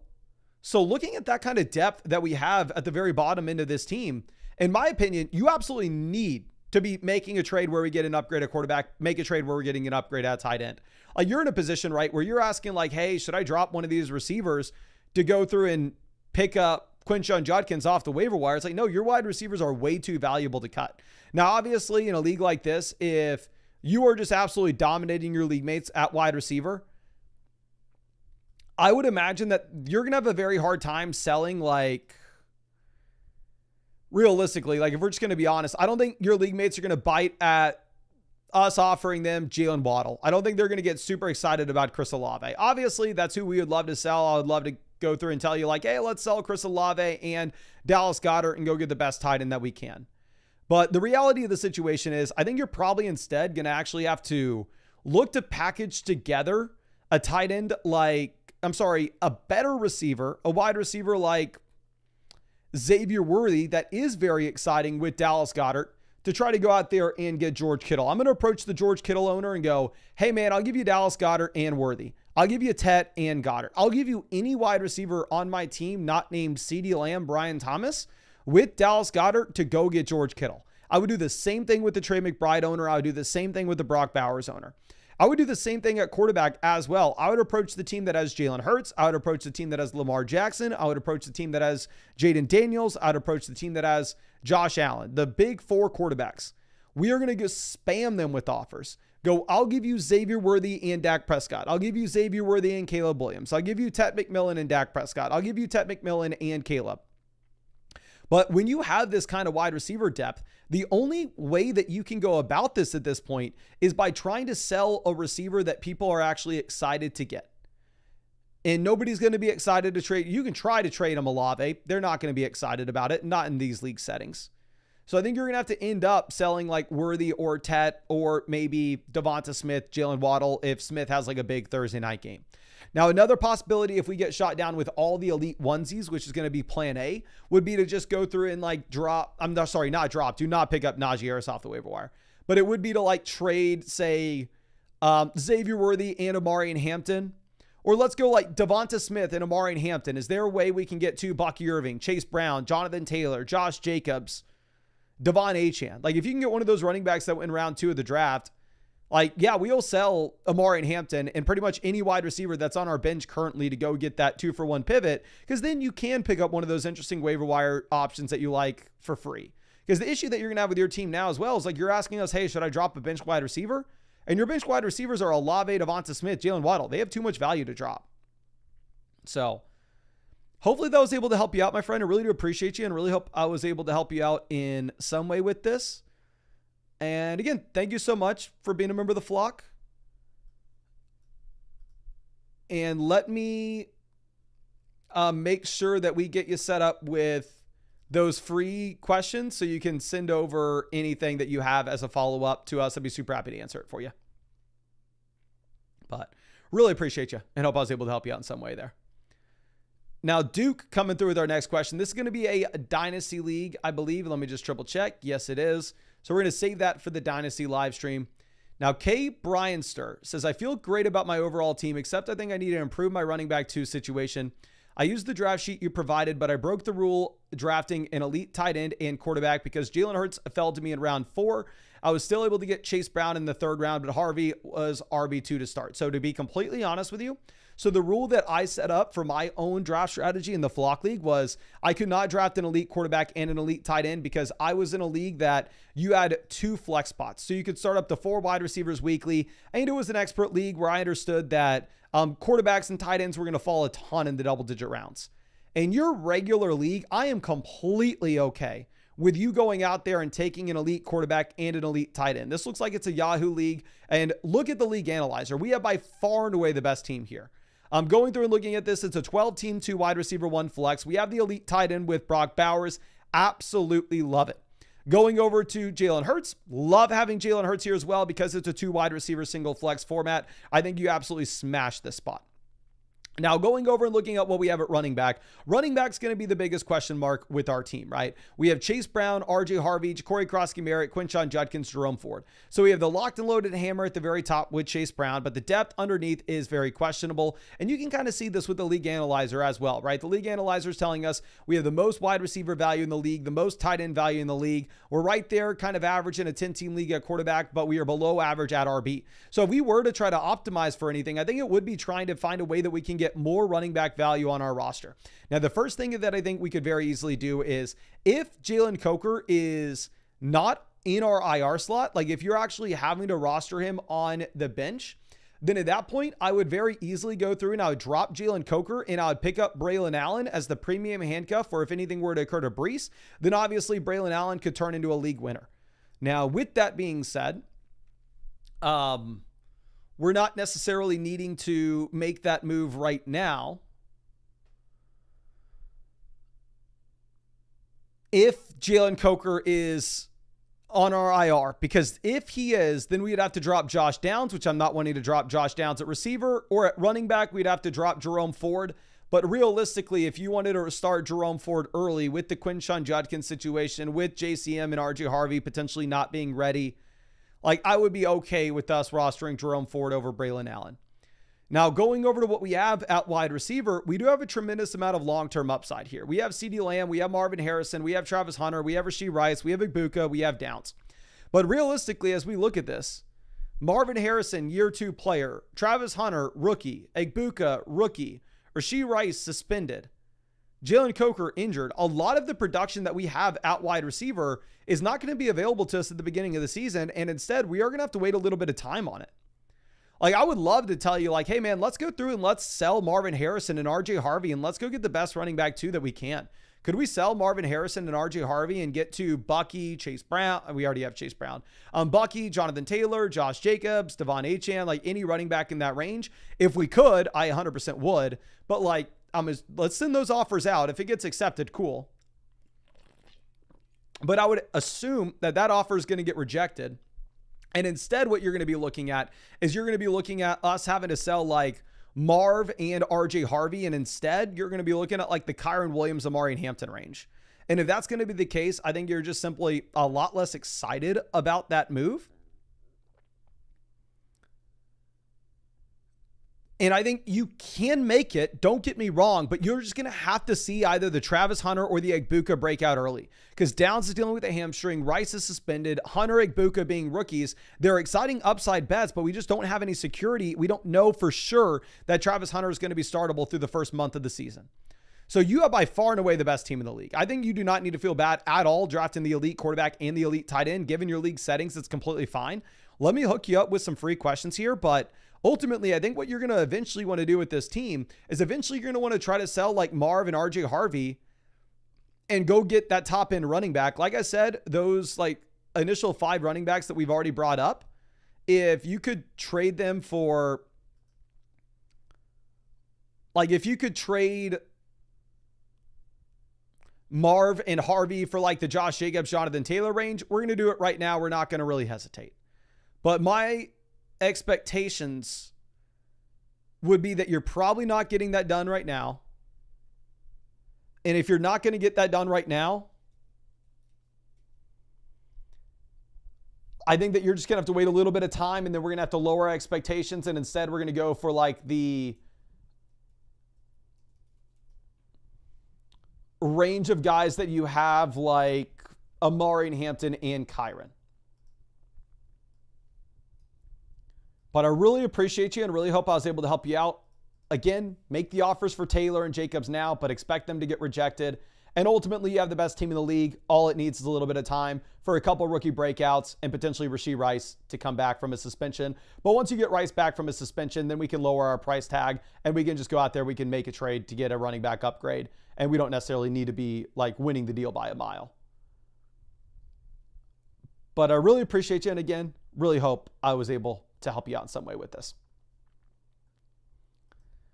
And let's move this over. And let's do a couple of quick questions, and then we'll get back to the team reviews. So the quick questions are going to be start set questions, trade questions, and super chats. Cameron says, are requests on the website closed? Yes. Team reviews cannot be bought on the website right now. We are too far behind. I will turn them back on probably tomorrow, but it's going to take me a little bit of time for me to catch up on everything. But Azias,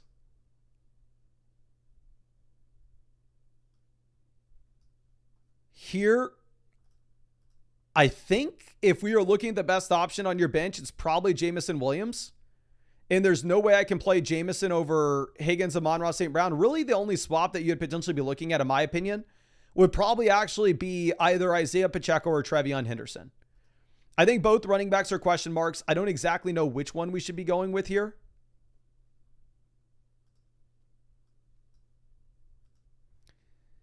Quarterback, I would like to see if we had a different streamer because, again, Justin Fields is actually going to be in the lowest scoring game of the week. At least that's what sportsbooks are putting out. The over-under that game is like 37 points. Now, H. Martinez is trading Amon-Ra for James Conner and Brian Thomas. I can't see the league settings in this. I'll say Amon-Ra and Brian Thomas are in the same tier for me. So if you really needed another running back, I'm not going to fault you for going and getting James Conner to pivot. Now, Hunter DJ Best says, need an upgrade at wide receiver. Trying to pair Hampton with Marv or Sutton to get somebody. Who are my options? So if you're going to go like Hampton and Marv, it's a 2 wide receiver, 1 flex format. The wide receivers that I'd be going with, let me just pull up the site rankings real quick.